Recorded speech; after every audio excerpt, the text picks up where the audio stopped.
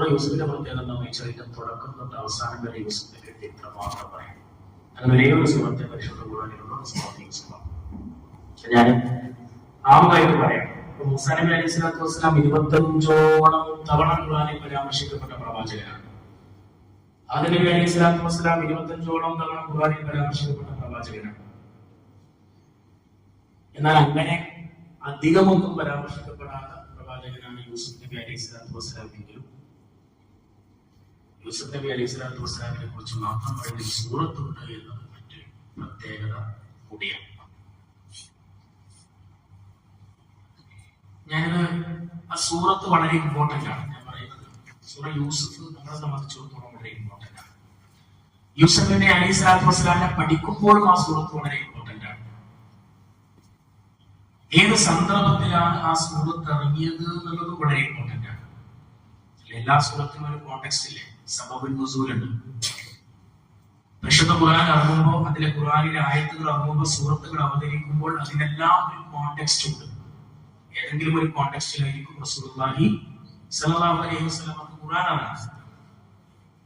സൂറ യൂസുഫ് ഇറങ്ങിയ കോണ്ടെക്സ്റ്റ് എന്താണെന്ന് വെച്ചാൽ അപ്പോഴാണ് നമുക്ക് കുറച്ചുകൂടി അതിനെ കണക്ട് ചെയ്യാൻ പറ്റും. സൂറ യൂസുഫ് ഇറങ്ങിയത് എപ്പോഴാണെന്ന് വെച്ചാൽ ആമുൽ ഹുസൈനിന്റെ സന്ദർഭത്തിലാണ് സൂറ യൂസുഫ് ഇറങ്ങുന്നത്. ആമുൽ ഹുസൈൻ എന്നറിയാം, ദുഃഖവർഷം. നമ്മൾ പണ്ട് മദ്രസയിലൊക്കെ പഠിച്ചിട്ടുണ്ട് അല്ലെ, ദുഃഖവർഷം. പ്രവാചകനെ സംബന്ധിച്ചിടത്തോളം ദുഃഖവർഷം എന്ന് പറഞ്ഞാൽ എന്താ? പ്രവാചകന്റെ ജീവിതത്തിലെ വലിയ 2 നഷ്ടങ്ങൾ സംഭവിച്ച വർഷമാണ്. ഒന്ന് മഹദി, ഖദീജ ബീവി റളിയല്ലാഹു അൻഹയുടെ വഫാത്ത്. കുറച്ചു കഴിഞ്ഞ് പിന്നീട് അമ്മാവൻ അബൂ താലിബിന്റെ വഫാത്ത്.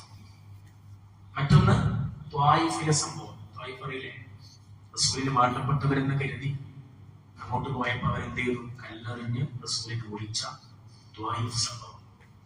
ഞാൻ റസൂലിന്റെ ജീവിതത്തിൽ വ്യക്തിപരമായി നോക്കിയാലും സാമൂഹികമായി നോക്കിയാലും അല്ലെങ്കിൽ രാഷ്ട്രീയമായി നോക്കിയാലും റസൂലിന്റെ ജീവിതത്തിൽ വലിയ വിഷമങ്ങളും പ്രതിസന്ധികളും പ്രയാസങ്ങളും ഉണ്ടായ വർഷമാണ് ആമുൽ ഹുസൈൻ.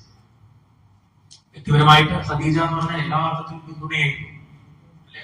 ഇസ്ലാമിന്റെ തുടക്കത്തിൽ റസൂൽ ഒരുപാട് പ്രയാസങ്ങളും പരീക്ഷണങ്ങളും അഭിമുഖീകരിച്ചപ്പോ എല്ലാ അർത്ഥത്തിലും റസൂലിന് പിന്തുണ നൽകിയ ആളാണ് ഖദീജ ബീവി. ചരിത്രം നമുക്ക് പറയേണ്ട ആവശ്യമില്ല. ആ ഖദീജയാണ് ജീവിതത്തിൽ നിന്ന് പോകുന്നത്.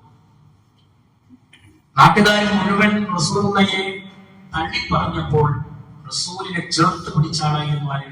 റസൂലിന്റെ അമ്മാവൻ അബൂ താലിബ്.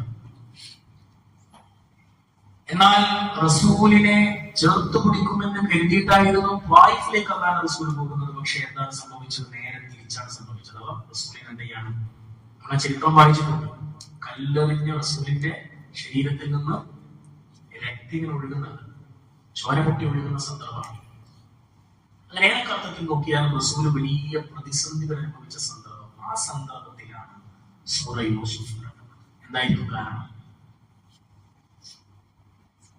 അതെന്തിനാണെന്ന് ചോദിച്ചാൽ അല്ലാഹുവിന്റെ റസൂലിനെ കംഫർട്ട് ആക്കാൻ, അല്ലാഹുവിന്റെ റസൂലിനെ മെന്റലി സ്ട്രെങ്തൻ ചെയ്യാൻ, അല്ലാഹുവിന്റെ റസൂലിന് ആശ്വാസം നൽകാനായിരുന്നു സൂറ യൂസുഫ് അവതരിച്ചത്. എന്തുകൊണ്ടാണെന്ന് ചോദിച്ചാൽ യൂസുഫ് നബി അലൈഹി സ്വലാത്തു വസ്സലാമിന്റെ ചരിത്രം എടുത്ത് നോക്കിയാൽ, റസൂലുള്ളാഹി സ്വല്ലല്ലാഹു അലൈഹി വസല്ലമയുടെ ചരിത്രം എടുത്ത് നോക്കിയാൽ ഒരുപാട് സാമ്യങ്ങളുണ്ട്. നിങ്ങളൊക്കെ പഠിച്ച ചരിത്രം പഠിച്ചവർ തന്നെയാണ്, നമുക്കൊക്കെ ഈ ചരിത്രം അറിയാം. അതുകൊണ്ടാണ് ഞാൻ ചരിത്രം പറയാതെ ആ ചരിത്രത്തെ മുൻപ് ചില പാഠങ്ങൾ, ചില ആലോചനകൾ നിങ്ങളുമായി പങ്കുവെക്കാമെന്ന് തീരുമാനിച്ചു. റസൂലുള്ളാഹിയുടെ ചരിത്രം പരിശോധിച്ച് നോക്കിയാൽ, യൂസുഫ് നബി അലൈഹി സ്വലാത്തു വസ്സലാമിന്റെ ചരിത്രത്തെ പരിശോധിച്ച് നോക്കിയാൽ ഒരുപാട് സാമ്യങ്ങൾ കാണാൻ പറ്റും. റസൂലിനെ പോലെ തന്നെ ബഹിഷ്കരിക്കപ്പെട്ട ആളാണ് യൂസുഫ് നബി. റസൂലിനെ പോലെ തന്നെ വേണ്ടപ്പെട്ടവരാൽ നിരാകരിക്കപ്പെട്ട ആളാണ് യൂസുഫ് നബി അലൈഹി സ്വലാത്തു വസ്സലാം. ഞാനത് തുടർച്ചയിൽ പറയാം. അപ്പൊ യഥാർത്ഥത്തിൽ യൂസുഫ് ഇറങ്ങുന്നത് എന്തിനാണെന്ന് വെച്ചാൽ അല്ലാഹുവിന്റെ റസൂലിന് ആശ്വാസമായിട്ടാണ്. അത് വ്യക്തിതലത്തിലാവട്ടെ, നമുക്കൊക്കെ വ്യക്തിതലത്തിൽ കുറെ പ്രശ്നങ്ങളുണ്ട് അല്ലെ. ആസ് എൻ ഇൻഡിവിജ്വൽ ഒരുപാട് പ്രശ്നങ്ങളില്ലേ, പറയുന്നതും പറയാത്തതും. ഒരു സമൂഹത്തിൽ ജീവിക്കുമ്പോൾ ആ സമൂഹത്തിൽ നിന്ന് നമ്മൾ അനുഭവിക്കുന്ന കുറെ പ്രതിസന്ധികളില്ലേ. നിങ്ങളെ സംബന്ധിച്ചിടത്തോളം എന്തായിരിക്കും? ഒരു സമൂഹത്തിന്റെ ഒരു സിസ്റ്റത്തിനെ മുൻനിർത്തി നമുക്കുണ്ടാകുന്ന പ്രതിസന്ധികൾ എന്തൊക്കെയാണ്? കുറെ പഠിച്ചിട്ട് ജോലി കിട്ടാത്ത അവസ്ഥയുണ്ടാവും. ഇനി ജോലി കിട്ടിയാൽ തന്നെ ശമ്പളം പോരാത്ത അവസ്ഥയുണ്ടാവും. ഇനി ശമ്പളം കിട്ടിയാൽ തന്നെ മനുഷ്യനെന്ന നിലയിൽ പരിഗണിക്കപ്പെടാത്ത അവസ്ഥ. പക്ഷെ നമ്മളൊന്നും അത് അഭിമുഖീകരിക്കുന്നുണ്ടാവില്ല. ഇന്ത്യയിൽ പല ഭാഗങ്ങളിലും ഇങ്ങനെ ബഹിഷ്കൃതരാകുന്ന ഒരുപാട് മുമ്പിലുണ്ട്. അങ്ങനെ വ്യക്തിതലത്തിലാകട്ടെ, സാമൂഹിക തലത്തിലാകട്ടെ, രാഷ്ട്രീയ തലത്തിലാകട്ടെ, ഏതൊക്കെ അർത്ഥത്തിലാകട്ടെ, റസൂലുള്ളാഹി സ്വല്ലല്ലാഹു അലൈഹി വസല്ലം പ്രതിസന്ധി അനുഭവിച്ചപ്പോൾ റസൂലുള്ളാഹിക്ക് ആശ്വാസമായി ഇറങ്ങിയ സൂറത്താണ് സൂറ യൂസുഫ് എന്ന് പറയുന്നത്. അത് റസൂലിനെ സംബന്ധിച്ചിടത്തോളം ഒരുപാട് ആശ്വാസമായിരുന്നു എന്നതാണ്. റസൂലിന്റെ ഒരുപാട് പ്രയാസങ്ങൾക്ക് ആശ്വാസമായിരുന്നു, റസൂലിന്റെ ഒരുപാട് സങ്കടങ്ങൾക്ക് ആശ്വാസമായിരുന്നു. എന്നോട് ചോദിക്കുന്നത്, നിങ്ങളിൽ എത്ര പേർ സങ്കടം വരുമ്പോൾ, വിഷമം ഉണ്ടാകുമ്പോൾ, അത് പേഴ്സണലാവട്ടെ, അത് കുടുംബകരാവട്ടെ, അത് പഠനവുമായി ബന്ധപ്പെട്ടതാകട്ടെ, അത് നമ്മുടെ തർബീയത്തുമായി ബന്ധപ്പെട്ടതാകട്ടെ, പഠിച്ചോടായിട്ടുള്ള ബന്ധത്തിന്റെ പ്രതിയാകട്ടെ, നമുക്ക് വിഷമം ഉണ്ടാകുമ്പോൾ, പ്രയാസം ഉണ്ടാകുമ്പോൾ, സങ്കടം ഉണ്ടാകുമ്പോൾ നമ്മളിൽ എത്ര പേര് ഖുർആനോടാണ്, നമ്മളിൽ എത്ര പേര് യൂസുഫ് ഓതാറുണ്ട്, നമ്മളിൽ എത്ര പേർക്ക് അറിയാം യൂസുഫ് ഓതണം? ഞാൻ മനസ്സിലാക്കുന്നത് ഒരർത്ഥത്തിൽ സൂറ യൂസുഫ് ഓതുക എന്ന് പറഞ്ഞാൽ സുന്നയാണ്, സുന്നത്ത് റസൂലിന്റെയാണ്. എന്താ കാരണം? റസൂൽ ഏറ്റവും പ്രയാസപ്പെട്ടപ്പോൾ അള്ളാഹുവിന്റെ റസൂലിനെ അള്ളാഹു ആശ്വസിപ്പിച്ചത് സൂറ യൂസുഫിലൂടെയാണ്. ഞാൻ നിങ്ങളോട് പറയുന്നത്, നമ്മളെ സംബന്ധിച്ചിടത്തോളം നമ്മൾ ജീവിതത്തിന്റെ സന്ദർഭങ്ങളിൽ, നമ്മുടെ ഈ സായാഹ്നങ്ങളിൽ, നമ്മുടെ ഈ പ്രഭാതത്തിൽ നമ്മൾ നിർബന്ധമായി ഓതി പഠിക്കേണ്ട സൂറത്താണ് സൂറ യൂസുഫ് എന്ന് പറയുന്നത്.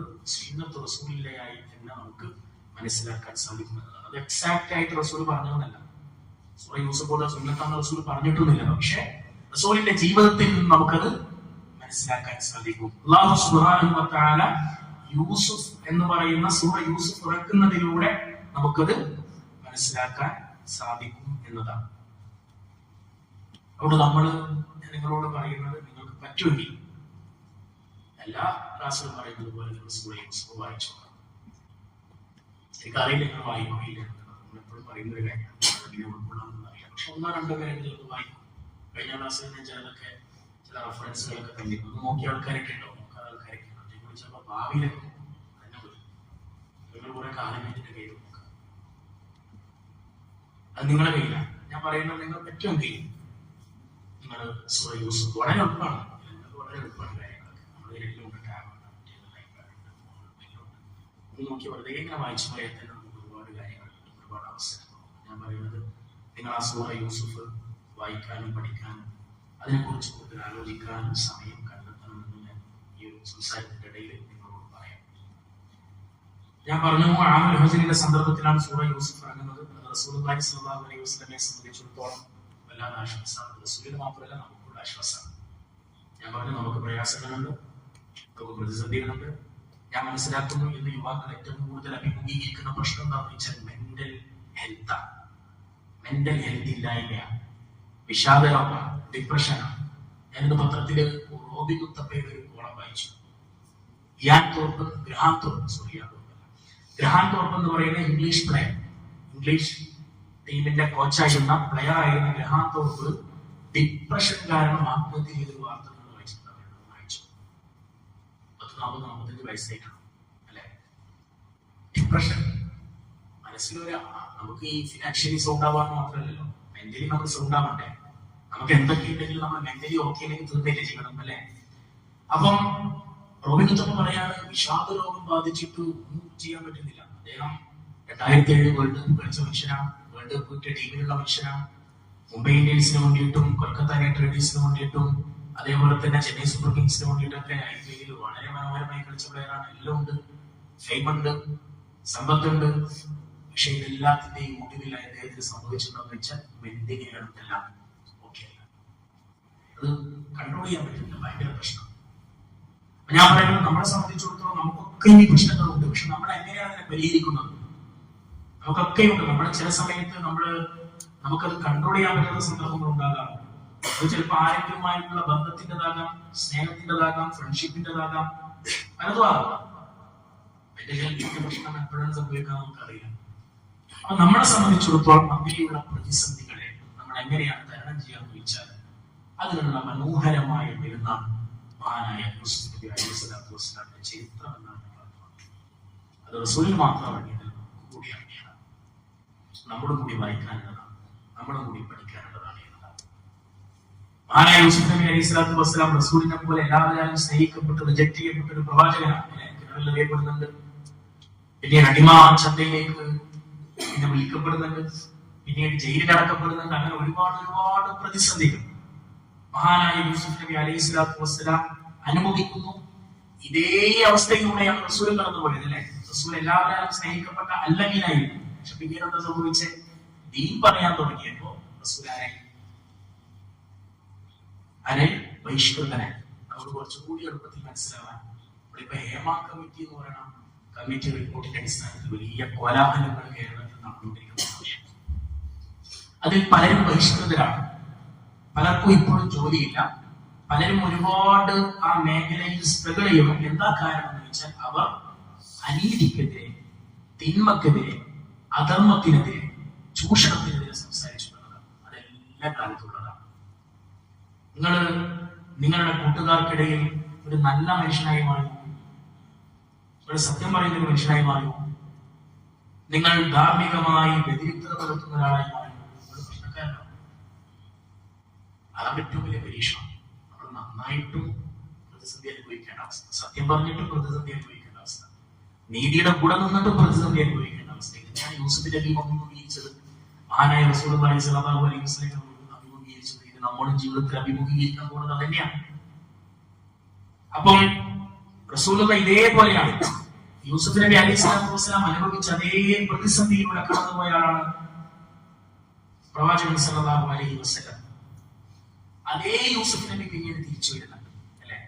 തിരിച്ചു വരുന്നു, രാജാവാകുന്നു, അധികാരം കിട്ടുന്നു. ആ സമയത്ത് തന്നെ കിണറ്റിലെറിഞ്ഞ, തന്നോട് അസൂയ പുലർത്തി, തന്നെ ഇല്ലാതാക്കാൻ ശ്രമിച്ച സഹോദരങ്ങളോട് പറയുന്നുണ്ട്, ഇന്ന് നിങ്ങളോട് എന്തില്ല, റിവെഞ്ചില്ല, നിങ്ങളോട് പ്രതികാരമില്ല. ഇതേ പ്രവാചകൻ മക്കക്കാരാൽ ബഹിഷ്കൃതനായി മദീനക്കാരാൽ സ്വീകരിക്കപ്പെട്ട് മക്കയിലേക്ക് തിരിച്ചു വന്ന മക്ക ഫതഹിന്റെ സന്ദർഭത്തിൽ ഇസ്ലാമിന്റെ ശത്രുക്കൾ പേടിയോടുകൂടി അള്ളാഹുവിന്റെ റസൂലിനെ കേട്ടപ്പോൾ അള്ളാഹുവിന്റെ റസൂൽ എന്താ പറഞ്ഞത്? നിങ്ങൾക്ക് ഇന്നെന്തില്ല, പ്രതികാരത്തിന്റെ നടപടികളില്ല. ഇങ്ങനെ നമുക്ക് കുറെ താരതമ്യങ്ങൾ, മനോഹരമായ താരതമ്യങ്ങൾ മഹാനായ യൂസുഫ് നബി അലൈഹി സ്വലാത്തു വസ്സലാമിന്റെയും റസൂലുള്ളാഹി സ്വല്ലല്ലാഹു അലൈഹി വസല്ലമയുടെയും ജീവിതത്തിൽ കാണാൻ സാധിക്കുന്നതാണ്. അവിടെയാണ് സൂറ യൂസുഫ് ഹബീബായ റസൂലുള്ളാഹി സ്വല്ലല്ലാഹു അലൈഹി വസല്ലമക്ക് കംഫർട്ട് ആവുന്നത്. അവിടെയാണ് വിശ്വാസികളായ നമുക്ക് സൂറ യൂസുഫും പരിശുദ്ധ ഖുർആനിലെ ആയത്തുകളും നമുക്ക് കംഫർട്ട് ആവുന്നത്. അവിടെയാണ് ഗസയിലെ പ്രിയപ്പെട്ടവർക്ക് പരിശുദ്ധ ഖുർആൻ കംഫർട്ട് ആവുന്നത്. ഞാൻ കഴിഞ്ഞ ക്ലാസ്സിൽ പറഞ്ഞു, ഗസയിൽ ഒരു മനുഷ്യൻ ചെറിയ കുട്ടി മുതൽ അവസാനം വരെ ഖബറിലേക്ക് കാല് കുത്തി വെക്കാൻ കാത്തിരിക്കുന്ന പ്രായം ചെന്ന മനുഷ്യൻ വരെ ഖുർആനിൽ ജീവിക്കുന്നവരാണ്. അത് ഖുർആൻ ഭയങ്കര കാര്യം. ഇവിടെ ഈ ഗൾഫ് ലോകത്തൊക്കെ പോയി കഴിഞ്ഞാൽ എല്ലായിടത്തും ഇഖ്വാനികളെ കാണാൻ പറ്റും. എല്ലായിടത്തും ഇഖ്വാനികളുണ്ട്. എല്ലായിടത്തും അവർ മനോഹരമായി സ്വീകരിക്കുന്ന മനുഷ്യരാണ്. അവരുടെ പ്രത്യേകത എന്താണെന്ന് വെച്ചാല് അവരൊരു നിസ്കാരം ഒഴിവാക്കില്ലെന്ന് മാത്രമല്ല, അവരെന്ത് തിരക്കുന്നവരാണെങ്കിലും, എത്ര തന്നെ പ്രൊഫഷണലി ബിസിയായ ആൾക്കാരാണെങ്കിലും, എൻഗേജ്ഡ് ആണെങ്കിലും, ഒരുപാട് പ്രൊഫഷണൽ ഷെഡ്യൂളുകൾ ഉണ്ടെങ്കിലും ഖുർആൻ ഓതാതെ, ഖുർആൻ വായിക്കാതെ, ഖുർആൻ മനസ്സിലാക്കാതെ ഒരു ദിവസം അവർക്കുണ്ടാവില്ല. അവരെപ്പോഴും പറയാം, നമ്മുടെ സ്ട്രെങ്ത് ഖുർആനാണ്. അവസാനം ഷഹീദായ ഇസ്മായിൽ ഹനിയ, അദ്ദേഹത്തിന്റെ വിമാനയാത്രയിലുള്ള ഒരു ഫോട്ടോ, അദ്ദേഹത്തിന്റെ ഖുർആൻ എന്ന് പറഞ്ഞാൽ കുടുംബമായിട്ട് ഇങ്ങനെ രസമായിട്ട് ഖുർആൻ ഓതി, പേരക്കുട്ടീനെ കൊണ്ട് ഖുർആൻ ഓദിച്ച് അതിങ്ങനെ കേട്ട് അതിലിങ്ങനെ മനോഹരമായി ജീവിച്ച മനുഷ്യന്മാരാണ്. അവരതിലങ്ങനെ ചിന്തിച്ചത്. അതുകൊണ്ടാണ് അവർക്ക് ഇത്രയും വലിയ പരീക്ഷണങ്ങൾ അതിജീവിക്കാൻ പറ്റണേ. അതുകൊണ്ടാണ് അവർക്ക് ഇത്രയും വലിയ പ്രതിസന്ധികളെ അതിജീവിച്ച് മുന്നോട്ട് പോകാൻ പറ്റണേ. അല്ലെങ്കിൽ അവരോടൊത്തു നമ്മൾ ഈ പറയുന്ന മെന്റലി ഏറ്റവും കൂടുതൽ ദുർബലരാവേണ്ടത് അവരാണ്. പക്ഷെ അവരാണ് മെന്റലി ഏറ്റവും കൂടുതൽ പവർഫുൾ. വീടുകൾ തകരുന്നു, സാമ്പത്തികമായ തകർച്ചകൾ ഉണ്ടാകുന്നു, ടൗണുകൾ തകരുന്നു, ടൗൺഷിപ്പുകൾ തകരുന്നു. പക്ഷെ അവർ മെന്റലി പവർഫുൾ ആണ്. അതിന് അവർ കാരണമായിട്ട് പറയുന്നത് ഖുർആനാണ്, അള്ളാഹുമായിട്ടുള്ള ബന്ധമാണ്. അള്ളാഹിലേക്ക് തിരിച്ചു പോകുന്ന ഒരു ദിവസം ഉണ്ടല്ലോ എന്നുള്ള പ്രതീക്ഷയും വിശ്വാസമാണ്, അള്ളാഹുവിനുള്ള തവക്കുലാണ്. ഇത് മഹാനായ യൂസുഫ് നബി അലൈഹി സ്വലാത്തു വസ്സലാമിന്റെ ജീവിതത്തിൽ ഉടനീളം നമുക്ക് കാണാൻ സാധിക്കും. ഞാൻ തുടക്കത്തിൽ പറഞ്ഞല്ലോ, സൂറ യൂസുഫിന്റെ പ്രത്യേകത എന്താണെന്ന് വെച്ചാൽ, യൂസുഫ് നബിയുടെ ചരിത്രം ഇങ്ങനെ 1 by 1 ആയിട്ട്, പോയിന്റ് ബൈ പോയിന്റ് ആയിട്ടുള്ള പറയുന്നത്. യൂസുഫ് നബിയുടെ ഓരോ ജീവിത സന്ദർഭങ്ങളും അതിലിങ്ങനെ പറയുന്നത്. ആ സന്ദർഭത്തിൽ യൂസുഫ് നബി സ്വീകരിച്ച സമീപനവും പറയുന്നുണ്ട്.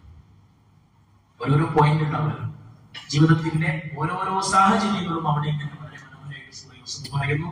ആ സന്ദർഭത്തിൽ ആരായിരുന്നു യൂസുഫ്, എങ്ങനെയായിരുന്നു യൂസുഫ് നബി അതിനെ അപ്രോച്ച് ചെയ്തത് എന്നും സൂറ യൂസുഫ് പറയുന്നതായിട്ട് നമുക്ക് കാണാൻ സാധിക്കും. തവക്കുലിന്റെ അള്ളാഹുവിലുള്ള വിശ്വാസത്തിന്റെ, അള്ളാഹുവിലുള്ള പ്രതീക്ഷയുടെ മനോഹരമായ മാതൃകകൾ മഹാനായ പ്രവാചകൻ യൂസുഫ് നബി അലൈഹിസ്സലാത്തു വസ്സലാമിൽ നമുക്ക് കാണാൻ സാധിക്കും എന്നുള്ളതാണ്. എന്ന് പറഞ്ഞാൽ ജീവിതത്തിന്റെ എല്ലാ സന്ദർഭങ്ങളിലും യൂസുഫ് നബിയുടെ സ്വഭാവം ഇളങ്ങി വിളങ്ങി നിൽക്കുന്നതായിട്ട് നമുക്ക് കാണാൻ സാധിക്കും. എല്ലാ സന്ദർഭത്തിലും, എല്ലാ സാഹചര്യത്തിലും ആ സമയത്ത് എന്താണോ ഒരു വിശ്വാസം ചെയ്യേണ്ടത് അതാണ് യൂസുഫ് നബി ചെയ്യുന്നത്. പല ഘട്ടങ്ങളുണ്ടാവും നമ്മുടെ ജീവിതത്തിൽ, പല സാഹചര്യങ്ങളുണ്ടാവും നമ്മുടെ ജീവിതത്തിൽ, പല സന്ദർഭങ്ങളുണ്ടാവും നമ്മുടെ ജീവിതത്തിൽ, പല ബന്ധങ്ങളുണ്ടാവും നമ്മുടെ ജീവിതത്തിൽ. ആ സന്ദർഭങ്ങളിലേക്ക് ഒരു വിശ്വാസം എന്താണ് ചെയ്യേണ്ടത് അതാണ് യൂസുഫ് നബി അലൈഹിസ്സലാത്തു വസ്സലാം ചെയ്തതെന്നാണ് യൂസുഫ് നമുക്ക് പഠിപ്പിച്ചത്. യൂസുഫ് നമുക്ക് പറഞ്ഞു തരുന്നത് ഒരു യുവാവിനെ സംബന്ധിച്ചിടത്തോളം, ഒരു ഭംഗിയുള്ള യുവാവിനെ സംബന്ധിച്ചിടത്തോളം, ഒരു സമ്പത്തുള്ള യുവാവിനെ സംബന്ധിച്ചിടത്തോളം, ഒരു ആരോഗ്യമുള്ള യുവാവിനെ സംബന്ധിച്ചിടത്തോളം അവന്റെ ജീവിതത്തിൽ പരീക്ഷണമായി വരുന്ന പല ഘട്ടങ്ങളിലും യൂസുഫ് നബി അലൈഹിസ്സലാത്തു വസ്സലാം തന്റെ ഇസ്ലാമികമായ വ്യക്തിത്വത്തെ, തർബിയത്തിനെ, തസ്കിയത്തിനെ മുറുകെ പിടിച്ചു. അതേതുവരെ എന്ന് ചോദിച്ചാൽ യൂസുഫ് നബിക്ക് അധികാരം തിരിച്ചു കിട്ടിയിട്ട് നമുക്ക് ആ ചരിത്രം അറിയാലോ. ബിന്യാമീനെയും കൂട്ടിയിട്ട് യൂസുഫ് നബിയുടെ സഹോദരങ്ങൾ വരുന്നുണ്ടല്ലോ കൊട്ടാരത്തിലേക്ക് റേഷന് വേണ്ടി വരുന്നത്. ആ സന്ദർഭത്തിൽ ബിന്യാമിനോട് മാത്രമാണ് കഥ പറയുന്നത്. ഞാൻ യൂസുഫാന്ന് പറയുന്നു, സഹോദരന്മാരോട് പറയുന്നില്ല. ആ സമയത്ത് യൂസുഫ് നബിക്ക് ബിന്യാമിനെ കൂടെ കിട്ടണം. അപ്പൊ എന്തെങ്കിലും ഒരു മോഷണ കഥ ഉണ്ടാക്കുന്നുണ്ട്, നമ്മുടെ ചരിത്രത്തിൽ വായിച്ചതാണ്. അങ്ങനെ മോഷണം നടത്തിയത് ബിന്യാമിനായിട്ട് പ്രഖ്യാപിക്കുകയാണ്. അങ്ങനെ ബിന്യാമിനെ അവിടെ പിടിച്ചു നിർത്താം. അല്ലെങ്കിൽ ബിന്യാമിനെ അവിടെ പിടിച്ചു കൊടുക്കൂല, സഹോദരന്മാർക്ക് കൂട്ടൂല. കാരണം ഓൾറെഡി യൂസുഫ് നബിയെ നഷ്ടപ്പെടുത്തിയതിന്റെ പ്രയാസത്തിൽ ജീവിക്കുന്ന യാക്കൂബ് നബി ഇനി ബിന്യാമിനെ കൂടി നഷ്ടപ്പെട്ടാൽ പറ്റൂല. പക്ഷെ യൂസുഫ് നബി എന്ത് ചെയ്തു, ഒരു ചെറിയൊരു സ്റ്റോറി ഉണ്ടാക്കുന്നു. അങ്ങനെ ബിന്യാമിനെ അവിടെ പിടിച്ചു. ആ സമയത്ത് സഹോദരന്മാർ പറയുന്ന ഒരു കാര്യമുണ്ട്. എന്ന് പറഞ്ഞാൽ അധികാരത്തിന്റെ ആ കസേരയിൽ ഇരിക്കുന്ന സമയത്ത് ബിന്യാമിനെ പിടിച്ചപ്പോ യൂസുഫിന്റെ സഹോദരൻ പറയാണ്,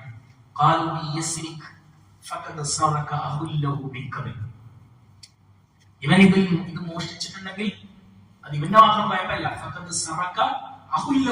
ഇവന്റെ ഒരു സഹോദരൻ ഉണ്ടായിരുന്നു. ആ സഹോദരൻ എന്ത് ചെയ്തിട്ടുണ്ട്, മോഷ്ടിച്ചിട്ടുണ്ട്.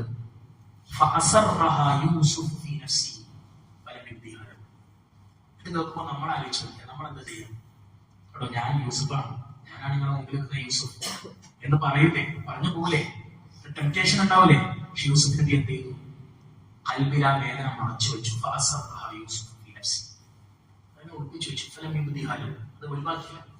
ആ സമയത്തിന് റിവെഞ്ച് എടുത്തില്ല. സിനിമയൊക്കെയാണെങ്കിൽ നമ്മൾ ആഗ്രഹിക്കുന്ന ഒരു സീനാണ്, അല്ലാതെ റിവെഞ്ച് എടുക്കുക, കൊടുക്കുക, അടിക്കുക. നമുക്ക് ഉണ്ടാക്കുന്ന ഒരു എന്താ പറയാ, ഒരു ഉന്മേഷമുണ്ട്. അതിങ്ങനെ ആ സമയത്ത് യൂസുഫ് നബി എന്ത് ചെയ്തു, അത് മറച്ചു വെച്ചു.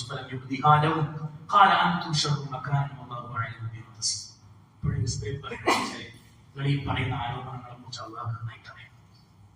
ആ സന്ദർഭത്തിലും യൂസുഫ് നബി സ്വീകരിക്കുന്ന ഒരു അള്ളാഹുവിന്റെ വിശ്വാസമുണ്ട്. അപ്പോഴിങ്ങനെ ഇല്ല, ഇൻഷാ അല്ലാഹ് അള്ളാഹു എന്ത് ചെയ്യും, പുറത്തോട്ട് വരും.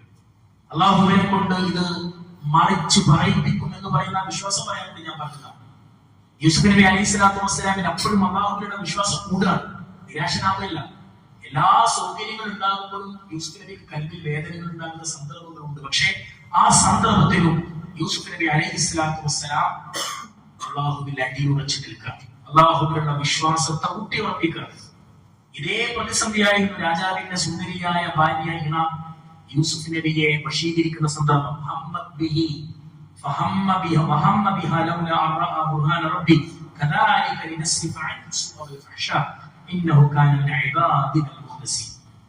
മറ്റൊരു സന്ദർഭമാണ് ജീവിതത്തിൽ തെറ്റ് ചെയ്യാൻ സാധ്യതയുള്ള ഒരു ടെംപ്റ്റേഷന്റെ സന്ദർഭത്തിൽ യൂസുഫ് നബി അള്ളാഹിന്റെ കാരുണ്യത്താൽ രക്ഷപ്പെടുന്ന സന്ദർഭമാണ്.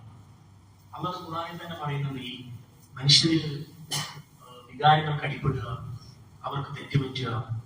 യൂസുഫ് നബിക്കും അത് പറ്റാനൊക്കെ സാധ്യതയുണ്ട്. മനുഷ്യരാണ്, നമ്മളൊക്കെ അങ്ങനെ തന്നെയാണ്, നമ്മളിലൊക്കെ പ്രശ്നമുണ്ട് അല്ലെ. നമ്മള് മനക്കാണെങ്കിൽ പിന്നെ നമുക്ക് ഈ പരീക്ഷണത്തിന്റെ ആവശ്യമില്ലല്ലോ അല്ലെ. നമ്മൾ പിന്നെ എല്ലാം ചൂടനാണെങ്കിൽ പിന്നെ എന്തിനല്ല. എവിടെയാണ് പരീക്ഷണം വിളിച്ചാൽ നമുക്കത് ചെയ്യാനുള്ള അവസരമുണ്ട്, ടെംപ്റ്റേഷൻ ഉണ്ട്, ആഗ്രഹമുണ്ട്, ഡിസൈർ ഉണ്ട്. പക്ഷെ നമ്മളത് ചെയ്യുന്നില്ല. അതാണ് പരീക്ഷണം. എല്ലാം നിങ്ങൾ ഒന്നുമില്ലാതെ ഏതോ ഒരു പിന്നെ ഭൂമിയിനുള്ളിൽ പോയി ഇങ്ങനെ ജീവിക്കാൻ ഒരു പ്രശ്നമില്ല. അത് ജീവിതമില്ലല്ലോ, അത് രസമില്ലാതെ ജീവിതം. മറിച്ച് ഇതെല്ലാം ഉള്ള ഒരു സമൂഹത്തിനിടയിൽ അത് യൂസുഫ് നബി അലൈഹി സ്വലാത്തു വസ്സലാമിന് ഉണ്ടായിരുന്നു. അള്ളാഹ് പറയുന്നുണ്ട് അത് ഒരു പക്ഷേ ഒരു മനുഷ്യനത് വീണു പോകാം, സ്വാഭാവികമാണ്, സാധ്യതയുണ്ട്. അള്ളാഹ് സാധ്യതയൊന്നും തള്ളിക്കളയുന്നില്ല. പക്ഷേ യൂസുഫ് നബി അലൈഹി സ്വലാത്തു വസ്സലാം അതിനെ അതിജീവിച്ചു. എങ്ങനെ അതിജീവിച്ചത്? തന്റെ അള്ളാഹുവിലുള്ള വിശ്വാസമുണ്ട്, അള്ളാഹുവിലുള്ള പ്രതീക്ഷയുണ്ട്, അള്ളാഹുവിലുള്ള തവക്കുലുണ്ട്, അള്ളാഹുവിലുള്ള ഈമാനുണ്ട്. അത് ഒരു പരീക്ഷണമായിരുന്നു. യൂസുഫ് നബി അതിനെ എന്ത് ചെയ്തു? അതിജീവിച്ചതായിട്ട് ചരിത്രത്തിൽ നമുക്ക് കാണാൻ സാധിക്കും. ചില വാക്ക് യൂസുഫ് നബിനെ കൊല്ലാനാണ് പറഞ്ഞത്. സഹോദരന്മാരെല്ലാവരും കൊല്ലാൻ പറഞ്ഞപ്പോൾ ചില സഹോദരന്മാർ കൊല്ലണ്ട, എന്ത് ചെയ്താൽ മതി? കെട്ടിലെറിഞ്ഞാൽ മതി, കൊല്ലിയൊന്നും വേണ്ട, എന്തോ വലിയ നന്മ ചെയ്ത മാതിരി കൊല്ലണ്ട, കെട്ടിലെറിഞ്ഞാൽ മതി എന്നാ പറഞ്ഞത്. അങ്ങനെ ഉണ്ടാവില്ല ചില മനുഷ്യർക്ക്. അപ്പൊ അങ്ങനെ വലിയ വലിയ പ്രതിസന്ധികളിലൂടെ യൂസുഫ് നബി അലൈഹി സ്വലാത്തു വസ്സലാം കടന്നുപോയി. ഇതേ അവസ്ഥകൾ റസൂലുള്ളാഹി സ്വല്ലല്ലാഹു അലൈഹി വസല്ലമയുടെ ജീവിതവുമായി ബന്ധപ്പെട്ട് നമുക്ക് കാണാൻ സാധിക്കും. ഇതൊക്കെ നമ്മുടെ മുമ്പിൽ വെച്ചിട്ട് പരിശുദ്ധ ഖുർആനിലെ 2 പ്രാർത്ഥനകൾ, യൂസുഫ് നബി അലൈഹി സ്വലാത്തു വസ്സലാം നടത്തിയ 2 പ്രാർത്ഥനകൾ പറഞ്ഞിട്ട് ഇൻഷാല്ലാഹ് ഞാൻ സംസാരം അവസാനിപ്പിക്കാം. ഇത് ഞാനത് വിശദീകരിക്കാതെ പറയാൻ കാരണം എന്താ വെച്ചാൽ നമ്മുടെ മുമ്പിൽ സമയം തീരെയില്ല. നിങ്ങൾക്ക് അതിലൊക്കെ ആലോചിക്കാൻ ഒരുപാട് വകകൾ ഇതിലുണ്ട്. ഇൻഷാല്ലാഹ് നിങ്ങളുടെ ആലോചനക്കും നിങ്ങളുടെ പഠനങ്ങൾക്കും നിങ്ങളുടെ ഫർദർ ചർച്ചകൾക്കും ഒക്കെ വിട്ടിട്ട് ബാക്കി കുറച്ച് കാര്യങ്ങൾ കൂടി പറഞ്ഞ് ഞാൻ സംസാരം അവസാനിപ്പിക്കാം. യൂസുഫ് നബിയുമായി ബന്ധപ്പെട്ട് ഒരുപാട് പ്രാർത്ഥനകൾ കാണാൻ പറ്റും. അതിൽ 2 പ്രാർത്ഥനകൾ വളരെ ഇമ്പോർട്ടന്റ് ആണ്. അത് യൂസുഫ് നബി നടത്തിയ ഒരു പ്രാർത്ഥന എപ്പോഴാണെന്ന് ചോദിച്ചാൽ, ദ ലോസ്റ്റ് പോയിന്റ് എന്ന് പറഞ്ഞാൽ ഏറ്റവും ലോസ്റ്റ് ആയിട്ടുള്ള യൂസുഫ് നബി വലിയ പരീക്ഷണങ്ങൾ അഭിമുഖീകരിച്ച സന്ദർഭത്തിൽ യൂസുഫ് നബി ഒരു പ്രാർത്ഥന നടത്തുന്നത് നമുക്ക് വളരെ ഇമ്പോർട്ടന്റ് ആണ്, നമ്മുടെ ജീവിതത്തിൽ വളരെ ഇമ്പോർട്ടന്റ് ആണ്. ഏതാ യൂസുഫ് നബി അഭിമുഖീകരിച്ച പരീക്ഷണം? നമ്മൾ പറഞ്ഞു, സഹോദരങ്ങളാൽ അസൂയ, കിണറ്റിലറിയപ്പെടുന്നത്, അടിമച്ചന്തയിലേക്ക് വിൽക്കപ്പെടുന്നത്, ജയിലിൽ അടക്കപ്പെടുന്നത്, അല്ലെ? ഇമ്രാത്തുൽ അസീസ്, അസീസിന് അറിയാം തന്റെ ഭാര്യയാണ് കുറ്റക്കാരി, എന്നിട്ടും അസീസ് പറയുന്നുണ്ട് നീ നിന്റെ തെറ്റിന് പശ്ചാത്തപിക്കും. യൂസുഫ് നബി എല്ലാ തെറ്റുകാരെന്ന് അറിയാം, എന്നിട്ടും അദ്ദേഹം യൂസുഫ് നബിയോട് പറഞ്ഞത് നീ പശ്ചാത്തപിക്കണം. അങ്ങനെ വലിയ വലിയ പരീക്ഷണങ്ങൾ, അതാണ് ഒരു ഘട്ടം. ആ ഘട്ടത്തിൽ യൂസുഫ് നബി നടത്തുന്ന ഒരു പ്രാർത്ഥനയുണ്ടെന്ന് ഞാൻ പറയാം. രണ്ടാമത്തത്, യൂസുഫ് നബി അലൈഹി സ്വലാത്തു വസ്സലാം എല്ലാത്തിനെയും അതിജീവിച്ച് തന്റെ അധികാരത്തിലേക്ക് തിരിച്ചു വരുന്ന സന്ദർഭമാണ്. ആ സന്ദർഭത്തിൽ യൂസുഫ് നബി അലൈഹി സ്വലാത്തു വസ്സലാം നടത്തുന്ന പ്രാർത്ഥനയുണ്ട്. എന്ന് പറഞ്ഞാൽ ദുനിയാവിന്റെ കണ്ണിലും ദീനീ കണ്ണിലും യൂസുഫ് നബി വിജയിച്ച സന്ദർഭം. ഒന്നേതാണ്? എല്ലാവരും കുറ്റം ചെയ്യപ്പെട്ട, എല്ലാവരും ബോയ്ക്കോട്ട് ചെയ്യപ്പെട്ട, എല്ലാവരും തടയപ്പെട്ട, എല്ലാവരും അപഹസിക്കപ്പെട്ട, ആക്ഷിക്കപ്പെട്ട ഒരു സന്ദർഭം. ആ സന്ദർഭത്തിൽ നടത്തുന്ന പ്രാർത്ഥന. അതേ സമയത്ത് ഇതിനെല്ലാം അതിജീവിച്ച് പിന്നീട് എല്ലാം തിരിച്ചു കിട്ടുന്നു. കുടുംബത്തെ തിരിച്ചു കിട്ടുന്നു, സഹോദരങ്ങളെ തിരിച്ചു കിട്ടുന്നു, അവർ മാപ്പ് പറയുന്നു, ഉപ്പയെ തിരിച്ചു കിട്ടുന്നു, ബിന്യാമിനെ തിരിച്ചു കിട്ടുന്നു, അധികാരം തിരിച്ചു കിട്ടുന്നു, താൻ തെറ്റുകാരനല്ല എന്ന് രാജാവ് അംഗീകരിക്കുന്നു, നാട്ടുകാർ അംഗീകരിക്കുന്നു, നാട്ടുകാർ ഒരു വലിയൊരു അധികാരം അദ്ദേഹത്തിന് നൽകുന്നു. ആ സന്ദർഭത്തിൽ യൂസുഫ് നബി അലൈഹി സ്വലാത്തു വസ്സലാം നടത്തുന്ന പ്രാർത്ഥന നമുക്ക് വളരെ ഇമ്പോർട്ടന്റ് ആയ ഒരു പ്രാർത്ഥനയാണ്. എന്ന് പറഞ്ഞാൽ ആരായിരുന്നു യൂസുഫ് നബി? റസൂലുള്ളാഹി സ്വല്ലല്ലാഹു അലൈഹി വസല്ലം പഠിപ്പിച്ചതുപോലെ the most noble person in the history of Islam. ഇസ്ലാമിക ചരിത്രത്തിലെ ഏറ്റവും നോബൽ പേഴ്സൺ എങ്ങനെയാണെന്ന് വെച്ചാൽ ഇബ്നു നബിയാണ്. എന്ന് പറഞ്ഞാൽ യൂസുഫ് നബിയുടെ ഉപ്പാരാണ്, പ്രവാചകനാണ്. ഉപ്പാട് ഉപ്പാരാണ്, പ്രവാചകനാണ്. ഉപ്പാട് ഉപ്പയാരാണ്, പ്രവാചകനാണ്. ഇബ്രാഹിം നബി, ഇസ്ഹാഖ് നബി, യാക്കൂബ് നബി, യൂസുഫ് നബി. എന്ന് പറഞ്ഞാൽ ഒരു ഇസ്ലാമിക ലീനിയേജ് എടുത്ത് നോക്കുമ്പോൾ ഒരു മനുഷ്യന് സാധ്യമാകുന്ന ഏറ്റവും വലിയ പദവിയിൽ ഇരിക്കാൻ പറ്റിയ ആളാണ് യൂസുഫ് നബി, പ്രവാചകന്മാരുടെ മകൻ എന്ന് പറയാം. ഒന്നത്. രണ്ടാമത്തത്, റസൂലുള്ളാഹി സ്വല്ലല്ലാഹു അലൈഹി വസല്ലം പറഞ്ഞതുപോലെ ഈ ഭൂമിയുടെ ഹാഫ് ഓഫ് ബ്യൂട്ടി നൽകപ്പെട്ട പ്രവാചകനാണ് യൂസുഫ് നബി അലൈഹി സ്വലാത്തു വസ്സലാം. സുന്ദരനായിരുന്നു, സുഭകനായിരുന്നു, മനുഷ്യരെ അത്ഭുതപ്പെടുത്തുന്ന സൗന്ദര്യത്തിന്റെ ഉടമയായിരുന്നു യൂസുഫ് നബി. അതാണ് രണ്ടാമത്തെ വലിയൊരു ഗുണം തന്നെയല്ലേ, അല്ലെ? സൗന്ദര്യം ഉണ്ടാവുക, ആരോഗ്യം ഉണ്ടാവുക. ഇത് മനുഷ്യരെ സംബന്ധിച്ചിടത്തോളം ഒരു ട്രഷർ തന്നെയാണ്, ഒരു സമ്പത്ത് തന്നെയാണ്. ആ ആളായിരുന്നു യൂസുഫ് നബി. മൂന്നാമത്തത്, തന്റെ പിതാവിനാൽ ഏറ്റവും കൂടുതൽ സ്നേഹിക്കപ്പെട്ട ആളായിരുന്നു യൂസുഫ് നബി, അല്ലെ? ഏറ്റവും കൂടുതൽ സ്നേഹിച്ച ആളായിരുന്നു. അപ്പൊ ഒരു മനുഷ്യനെ സംബന്ധിച്ചിടത്തോളം ആ സമയത്ത് സമ്പത്തും നല്ല സമ്പത്തിന്റെ കുടുംബമായിരുന്നു honour, privilege, looks and status, ഇതെല്ലാം ഉള്ള ആളായിരുന്നു ഒരു മനുഷ്യനെ പിന്നെ ദുനിയാവിൽ മറന്നാ വേണ്ടത്. സൗന്ദര്യമുണ്ട്, സമ്പത്തുണ്ട്, കുടുംബമുണ്ട്, അധികാരമുണ്ട്, പ്രിവിലേജ് ഉണ്ട്, ഓണർ ഉണ്ട്, എല്ലാം ഉണ്ട്. ഇതെല്ലാമുള്ള മഹാനായ യൂസുഫ് നബി അലൈഹിസ്സലാത്തു വസ്സലാം ആ സന്ദർഭത്തിൽ നടത്തുന്ന പ്രാർത്ഥനയാണ്. ഇതിന്റെ ഓപ്പോസിറ്റ് നമ്മൾ നേരത്തെ പറഞ്ഞു. എന്താണ് ഓപ്പോസിറ്റ്? ഒന്നും ഇല്ലാതെ ഒരു യൂസുഫ്, ഭാവി ഇല്ലാതെ. അല്ലെ, ജയിലിൽ അടക്കപ്പെടുമ്പോ ഭാവിയുണ്ടോ? കിണറ്റിലെറിയപ്പെടുമ്പോ ഭാവിയുണ്ടോ? അടിമച്ചന്തയിലേക്ക് വിൽക്കപ്പെടുമ്പോ ഒരു ഭാവിയുണ്ടോ? ഭാവി ഇല്ലാതെ തീർന്നില്ല. നമ്മൾ തന്നെ നിങ്ങൾ ആലോചിച്ച് നോക്കൂ. 10th കഴിയുമ്പോൾ തന്നെ നമ്മുടെ ടെൻഷൻ എത്രയാണ്, +2 കഴിയുമ്പോൾ തന്നെ നമ്മുടെ ടെൻഷൻ എത്രയാണ്, ഒരു നമ്മുടെ ഒരു പഠനം തീർത്ത് കഴിയുമ്പോൾ നമ്മുടെ ടെൻഷൻ എത്രയാണ്, ഒരു ജോലി കിട്ടിയാൽ നമ്മുടെ ടെൻഷൻ എത്രയാണ്. നമ്മുടെ ടെൻഷൻ എപ്പോഴും തീരുമാനിക്കുന്ന അറിയില്ലല്ലോ. ടെൻഷൻ തന്നെയാണ്, എന്നും ടെൻഷനാണ് ഭാവിയെ കുറിച്ച്. ഒരു ജോലി കിട്ടി എന്താ ടെൻഷൻ? നല്ല ഭാര്യയെ കിട്ടണം. ഒരു ഭാര്യയെ കിട്ടിയാൽ ടെൻഷൻ എന്താ? മക്കളുണ്ടാവും. മക്കളെ കിട്ടിയ ടെൻഷൻ എന്താ? ടെൻഷൻ ഇങ്ങനെയാണ്. നിങ്ങൾ ആലോചിച്ച് നോക്കൂ. യൂസുഫ് നബി അലൈഹിസ്സലാത്തു വസ്സലാമിനെ സംബന്ധിച്ചിടത്തോളം നമ്മളാണ് വലിയ പ്രതിസന്ധി, നമ്മളെക്കാൾ വലിയ പ്രതിസന്ധിയാണ്. എന്താ? കെറ്റിലാണ് അറിയപ്പെടുന്നത്. ജീവൻ തന്നെ തിരിച്ചുകൊണ്ട് പറഞ്ഞു, ഇങ്ങനെ ബാക്കി ജയിലിലേക്കാണ് അറിയപ്പെടുന്നത്.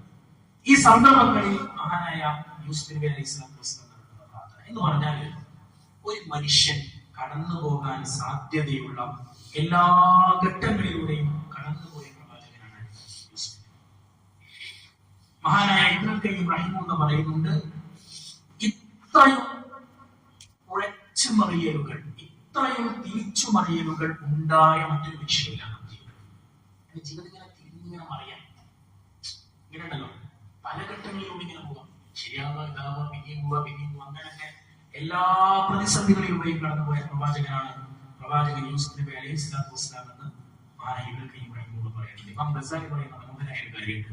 ഒരു വിശ്വാസിയെ സംബന്ധിച്ചിടത്തോളം അവന്റെ ജീവിതത്തിൽ ഏറ്റവും മനോഹരമായ 2 ക്വാളിറ്റി എന്താണെന്ന് വെച്ചാൽ, ഒന്ന് സുബ്റാണ്, മറ്റൊന്ന് ശുക്റാണ്.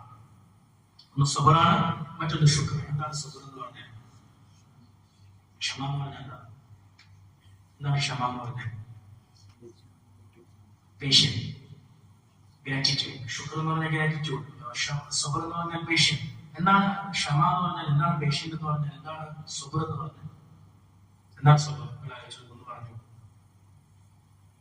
എന്താണ് സുബ്ർ എന്ന് ചോദിച്ചാൽ, പ്രയാസത്തിന്റെ സന്ദർഭത്തിൽ നന്ദിയുള്ളവരാകുന്ന സുബ്ർ. പ്രയാസത്തിന്റെ സന്ദർഭത്തിൽ നന്ദിയുള്ളവരാകും. പ്രയാസം ഉണ്ടാവുമ്പോൾ അള്ളാഹുവിന്റെ വിശ്വാസം വർദ്ധിക്കും. പ്രതിസന്ധി ഉണ്ടാവുമ്പോൾ അള്ളാഹുവിനെ കൂടുതലായിട്ട് മടങ്ങും. പ്രതിസന്ധി ഉണ്ടാവുമ്പോൾ അള്ളാഹു അതിനെ അതിജയിച്ച് നൽകുമെന്ന പ്രതീക്ഷ ഉണ്ടാകും. എന്താണ് ശുക്ർ എന്ന് പറഞ്ഞാൽ? എന്താണ് ശുക്ർ എന്ന് പറഞ്ഞാൽ? എളുപ്പത്തിന്റെ സമയത്ത് സുബ്ർ ഉണ്ടാവുക. സുബ്ർ എന്ന് പറഞ്ഞാൽ എന്താണ്? പ്രയാസത്തിന്റെ സമയത്ത് ശുക്ർ ഉണ്ടാവുക. ശുക്ർ എന്ന് പറഞ്ഞാൽ എളുപ്പത്തിന്റെ സമയത്ത് സുബ്ർ ഉണ്ടാവും. അതിന്റെ അർത്ഥം നിങ്ങൾ ആലോചിച്ചു. നമ്മളെ സംബന്ധിച്ചിടത്തോളം, നിങ്ങളെ സംബന്ധിച്ചിടത്തോളം നമ്മൾ ചിന്തിക്കുന്ന ചില സന്ദർഭങ്ങളുണ്ട്. എനിക്ക് എന്താ പ്രശ്നം? സുഖമുള്ള ജീവിതം, വലിയ ടെൻഷനൊന്നുമില്ല, പാവം കാര്യമാണ്, സാമ്പത്തികമായിട്ട് വലിയ ബുദ്ധിമുട്ടുകളൊന്നുമില്ല. എന്ത് ചോദിച്ചതും ചെയ്ത് സഹോദരങ്ങളുണ്ട്, അളിയന്മാരുണ്ട്, എല്ലാവരും ചെങ്ങായിമാരുണ്ട്, ജോലിയൊന്നും സമ്പത്തുണ്ടല്ലോ. ഇങ്ങനെയുള്ള സമയത്ത് സുഖം ഉണ്ടാവുക എളുപ്പമല്ല. ഇങ്ങനെയുള്ള സമയത്ത് നമ്മുടെ ദീനിനെ മുറുകെ പിടിക്കാന്ന് പറഞ്ഞാൽ എളുപ്പമല്ല. ആ സമയത്ത് സുഖം ഉണ്ടാവലാണ് ശുക്ർ. നമുക്ക് പ്രയാസങ്ങൾ ഉണ്ടാകുമ്പോൾ അള്ളാഹുവോട് നന്ദി കാണിക്കാനുള്ള മനസ്സുണ്ടാവലാണ് സുബ്ർ. ഇത് രണ്ടും ഒരു വിശ്വാസിക്ക് ഉണ്ടാവുക എന്ന് പറഞ്ഞാൽ വലിയ ബുദ്ധിമുട്ടുള്ള കാര്യമാണ്. അതുകൊണ്ടാണ് റസൂൽ ഒരു വിശ്വാസിയുടെ കാര്യം പറഞ്ഞത്, അജബൻ ലി അംരിൽ മുഅ്മിൻ ഇന്ന അംറഹു കുല്ലഹു ലഹു ഖൈർ ഇൻ അസാബത്ഹു സറാ സബറ ഫകാന ഖൈറൻ വഇൻ അസാബത്ഹു ദറാ സബറ ഫകാന ഖൈറൻ. എന്ന് പറഞ്ഞാൽ ബുദ്ധിമുട്ടുണ്ടാവുമ്പോൾ അവൻ ക്ഷമിക്കുന്നു, പ്രയാസം ഉണ്ടാവുമ്പോൾ അവൻ ക്ഷമിക്കുന്നു, സുഖം ഉണ്ടാകുമ്പോൾ അവൻ ക്ഷമിക്കുന്നു, ശുക്ർ കാണിക്കുന്നു. എല്ലാം അവന്റെ ഖൈറാണ്.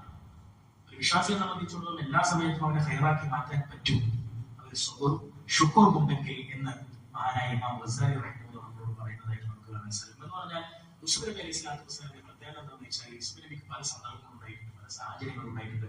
പക്ഷേ യൂസുഫിന്റെ സന്ദർഭങ്ങളും സാഹചര്യങ്ങളും പലതും വന്നുപോയി മറഞ്ഞുപോയെങ്കിലും യൂസുഫിന്റെ വ്യക്തിത്വം ഒന്നേ ഉണ്ടായിട്ടുള്ളൂ. അതാണ് യൂസുഫ് നബിക്ക് ഒരേ ഒരു വ്യക്തിത്വം ഉണ്ടായിട്ടുള്ളൂ. ഏത് സന്ദർഭത്തിൽ ആ വ്യക്തിത്വത്തെ കാത്തു സൂക്ഷിക്കാൻ യൂസുഫ് നബി അലൈഹിസ്സലാത്തു വസ്സലാമിന് സാധിച്ചു എന്നുള്ളതാണ്. നമ്മുടെയൊക്കെ ജീവിതത്തിൽ വിശ്വസിച്ചു നോക്കുക. നമ്മുടെ ദുഃഖത്തിന്റെ പ്രയാസത്തിന്റെ സന്ദർഭത്തിൽ നമ്മൾ എങ്ങനെയാണ്? നമ്മൾ ടെൻഷൻ ഉണ്ടാകുമ്പോൾ നിസ്കരിക്കാറുണ്ട്, സന്തോഷം ഉണ്ടാകുമ്പോൾ നിസ്കരിക്കാറുണ്ട്, നമുക്ക് പ്രയാസം ഉണ്ടാകുമ്പോൾ നിസ്കരിക്കാറുണ്ട്, ബുദ്ധിമുട്ടുണ്ടാകുമ്പോൾ നിസ്കരിക്കാറുണ്ട്, സന്തോഷം ഉണ്ടാകുമ്പോൾ നിസ്കരിക്കാറുണ്ട്. ആലോചിക്കാൻ മതി, നമ്മുടെ എല്ലാ സന്ദർഭത്തിനനുസരിച്ച് നമ്മുടെ സ്വഭാവം മാറും, അതാനുള്ള ബന്ധം മാറും, നമ്മുടെ പെരുമാറ്റം മാറും. ടെൻഷൻ ഉണ്ടാകുമ്പോൾ നിസ്കരിക്കാൻ തോന്നാറുണ്ടോ, ഖുർആൻ തോന്നാറുണ്ടോ, അതാലേക്ക് എടുക്കാൻ തോന്നാറുണ്ടോ, പള്ളിയിൽ പോയി കുറച്ചധികം നേരം ഇരിക്കാൻ തോന്നാറുണ്ടോ? സന്തോഷം ഉണ്ടാകുമ്പോഴും അതേപോലെ പള്ളിയിൽ പോയി ഇരിക്കാൻ തോന്നാറുണ്ടോ, അതാരോട് സംസാരിക്കാൻ തോന്നാറുണ്ടോ? ആലോചിച്ചു. യൂസുഫ് നബി അലൈഹി സ്വലാത്തു വസ്സലാമിനെ സംബന്ധിച്ചിടത്തോളം പല പരീക്ഷണ ഘട്ടങ്ങൾ, പല സന്തോഷ ഘട്ടങ്ങൾ, എല്ലാ ഘട്ടങ്ങളിലും അല്ലാഹു സുബ്ഹാനഹു വ തആല ചെറുതിരിച്ചു, അല്ലാഹുവിൽ വിശ്വാസം പഠിപ്പിച്ചു, അല്ലാഹുവിന്റെ തവക്കുലുമായിട്ട് മുന്നോട്ട് പോയി എന്നുള്ളതാണ്. അവർക്ക് കണക്ട് ചെയ്യാൻ പറ്റും. അവർ ചെറുപ്പക്കാരാണ്, അവരുടെ ജീവിതത്തിൽ ഒരുപാട് സന്തോഷങ്ങൾ ഉണ്ടാകാറുണ്ട്, പലതരം ഘട്ടങ്ങൾ ഉണ്ടാവാറുണ്ട്, പലതരം സന്ദർഭങ്ങൾ ഉണ്ടാവാറുണ്ട്, ഈസിനെസ് ഉണ്ടാവാറുണ്ട്, ഹാർഡ്ഷിപ്സുകൾ ഉണ്ടാവാറുണ്ട്. പക്ഷെ ആ സമയത്തൊക്കെയും നമ്മുടെ സമീപനം എന്താണ്, നമ്മുടെ നിലപാട് എന്താണ്, നമ്മുടെ ദീനി അടിത്തറ എന്താണ് എന്നതിനെ കുറിച്ച് ആരെ പ്രവാചകൻ യൂസുഫ് നബി അലൈഹി സ്വലാത്തു വസ്സലാമിന്റെ മുന്നത്തിൽ നമുക്ക് ആലോചിക്കാൻ സാധിക്കേണ്ടതുണ്ട്. അതുകൂടി പറയാം. ജയിലിലടക്കപ്പെട്ട സന്ദർഭത്തിൽ തന്റെ കൂടെ ഉണ്ടായിരുന്ന ജയിൽ മേറ്റ്സ് യൂസുഫ് നബിയോട് പറയുന്ന ഒരു വാക്കുണ്ട്, യൂസുഫ് ആരാണെന്ന് അറിയില്ല, യൂസുഫിന്റെ ചരിത്രം അറിയില്ല, പക്ഷെ അവിടെ കണ്ട യൂസുഫിനോട് അവർ പറയുന്നത് നിങ്ങളെ കാണുമ്പോ മുഹ്സിനികളിൽപ്പെട്ടവരാണെന്ന് തോന്നുന്നത്, നല്ലൊരു മനുഷ്യനാണെന്ന് തോന്നുന്നത്. ഏതാണ് സന്ദർഭം? പരീക്ഷണത്തിന്റെ സന്ദർഭം.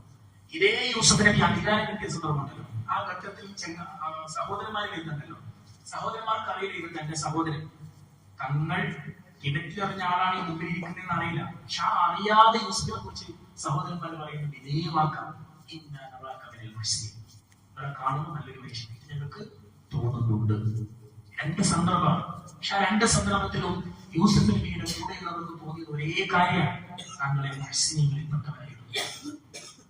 നമ്മളെ കുറിച്ച് അങ്ങനെ പ്രതിസന്ധി വരുമ്പോൾ നീ ഇന്നാണ്, ഒരു സന്തോഷം വരുമ്പോൾ നീ ഇന്നാണ്. ഇത് നമ്മളെ കുറിച്ച് നമ്മുടെ ചങ്ങാതിമാരും ഉമ്മയും ഉപ്പയും പറയും, നമുക്ക് നമ്മളെ കുറിച്ച് പറയാൻ പറ്റും. പരീക്ഷണത്തിന്റെ സന്ദർഭത്തിൽ ഞാനാണ്, സന്തോഷത്തിന്റെ സന്ദർഭത്തിൽ ഞാനാണ്. അത് വലിയ പാടാണ്. നമ്മൾ ചിലപ്പോൾ ചിന്തിക്കാറുണ്ടല്ലേ, പല ആൾക്കാർക്കും ഒരു തെറ്റിദ്ധാരണയുണ്ട്, കല്യാണം കഴിച്ചിട്ട് വേണം കല്യാണം കഴിച്ചിട്ടാണ് ഉമ്മാക്ക് ഒരു പണി കൊടുക്കും. ഉമ്മാന്റെ വിചാരം ഉമ്മയിലേക്ക് ചായ കുടിക്കാൻ പറ്റില്ല, ഉമ്മയിലേക്ക് ഫുഡ് കിട്ടില്ല. ഈ ദുനിയാവിന്റെ പ്രത്യേകത എന്താണെന്ന് വെച്ചാൽ നമുക്കൊരു മനുഷ്യനെയും ഡിപ്പെൻഡ് ചെയ്ത് ജീവിക്കാൻ പറ്റില്ല. നമുക്ക് ആൾക്കാർ വേണം. നമ്മളിപ്പോ ഉപ്പാനിമാരെ കിട്ടി കുറച്ച് നമുക്ക് ഒരു അനിയുണ്ട്, അനിയനെ കിട്ടുമ്പോൾ നമുക്ക് തോന്നുന്ന ഒരു സഹോദരി കൂടിയുണ്ട്, ഒരു ഇണയ കൂടിയുണ്ട്, അവ തോന്നുന്ന മക്കളും കൂടിയുണ്ട്. നമ്മളിങ്ങനെ അങ്ങോട്ട് പോകുന്നതോറും നമ്മളിലേക്ക് ഒരുപാട് പേര് ചെയ്യുന്നതോറും നമ്മൾ മറ്റു പലരിലേക്കും ആഗ്രഹിക്കും. അതാണ് അതിന്റെ പ്രത്യേകത. നമുക്കൊരിക്കലും ഒരാളെ മാത്രം ഡിപ്പെൻഡ് ജീവിക്കാൻ പറ്റില്ല. അങ്ങനെ ആരെങ്കിലും ഡിപ്പെൻഡ് ചെയ്ത് ജീവിക്കാൻ പറ്റുന്നത് പഠിച്ചോ മാത്രം. നമ്മുടെ ജീവിതത്തിൽ ആരെങ്കിലും നിരാശരാക്കിയത് പഠിച്ചോ മാത്രം. ഒരാൾ നിരാശരാക്കി നമുക്ക് അപ്പുറത്താണ് ആവശ്യമാണ്. നമ്മുടെ ഇണയുമായിട്ട് പ്രശ്നം ഉണ്ടാകുമ്പോൾ നമുക്ക് ഉമ്മാൻ ആവശ്യമാണ്, ഉമ്മയുമായിട്ട് കുഴപ്പമുണ്ടാകുമ്പോൾ നമുക്ക് ഉപ്പാൻ ആവശ്യമാണ്, ഉപ്പയും ഉമ്മായിട്ട് പ്രശ്നം ഉണ്ടാകുമ്പോൾ നമ്മുടെ സഹോദരങ്ങൾ ആവശ്യമാണ്. ഇതെല്ലാം ആവശ്യമാണ്. ഇവരെല്ലാവരും ചേർത്ത് പിടിക്കൽ ആവശ്യമാണ്. അതുകൊണ്ടാണ് ഞാൻ പറയാ, നിങ്ങളിപ്പോ ഏറ്റവും കൂടുതൽ മൈഗ്രേഷൻ സംഭവിക്കുന്ന സന്ദർഭമാണ്, കാലഘട്ടമാണ്. ഒരുപാട് മൈഗ്രേഷൻ യൂറോപ്പിലേക്ക്, യൂറോപ്യൻ കൺട്രീസിലേക്ക്, അറേബ്യൻ കൺട്രീസിലേക്ക് ഒക്കെ ഭയങ്കരമായിട്ട്. പക്ഷെ വിശ്വാസികളുടെ ഒരു പ്രത്യേകത എന്താണെന്ന് വെച്ചാൽ, വിശ്വാസികൾ എത്ര തന്നെ മൈഗ്രേഷൻ നടത്തിയാൽ തിരിച്ചു വരും. എങ്ങോട്ട് തിരിച്ചു വരും? നാട്ടിലേക്ക് തിരിച്ചു വരും. അല്ലെങ്കിൽ എന്തെങ്കിലും ഒരു ബന്ധം അവർക്ക് നാട്ടിലുണ്ടാവും. കാരണം എന്താണെന്ന് അറിയാം, ഇസ്ലാം പഠിപ്പിച്ചൊരു കാര്യം, നിങ്ങൾ എവിടെ പോയാലും നിങ്ങൾക്ക് ആരോട് ബന്ധമുണ്ട്, കടപ്പാടുണ്ട്, ഉമ്മയോട് ഉപ്പയോട് കടപ്പാടുണ്ട്, കുടുംബത്തോട് കടപ്പാടുണ്ട്. നമുക്കങ്ങനെ ഇണ ഭാര്യ കൊണ്ടൊന്നും പോകാൻ പറ്റില്ല. ഏതൊക്കെയോ അർത്ഥത്തിൽ കടമകളും കടപ്പാടുകളും. ഇവിടെ യൂസുഫ് നബി ജയിലിൽ നിൽക്കുമ്പോൾ ആ ജയിൽ പുള്ളികൾ യൂസുഫ് നബിയോട് പറയുന്നു, താൻ അധികാര കസേരയിൽ ഇരിക്കുമ്പോൾ തന്റെ സഹോദരങ്ങൾ പറയുന്നു, നമ്മളെ സംബന്ധിച്ചിടത്തോളം ഇങ്ങനെ പല ഘട്ടങ്ങളിലൂടെ കടന്നു പോകേണ്ടവനാണ്. ആ ഘട്ടങ്ങളിൽ നമുക്ക് മുഹ്സിനായും മുസ്ലിമായും മുഖ്ലിസായും ജീവിക്കാൻ സാധിക്കുമോ എന്നാണ് യൂസുഫ് നബി അലൈഹി സ്വലാത്തു വസ്സലാം നമ്മളോട് ചോദിക്കുന്ന ചോദ്യം. പല സന്ദർഭങ്ങളിൽ ഒരേയും യൂസുഫിനെയാണ് നമുക്ക് കാണാൻ സാധിക്കുക. ഞാൻ ആയത്തിനെ വിശദീകരിക്കുന്ന സമയം കുറെ കഴിഞ്ഞു. ഒന്നാമത്തെ സന്ദർഭം നേരത്തെ പറഞ്ഞു, ആ ഭാര്യ ഇമ്രാത്തുൽ അസീസ് വശീകരിച്ച സന്ദർഭത്തിൽ യൂസുഫ് നബി പറയുന്നു,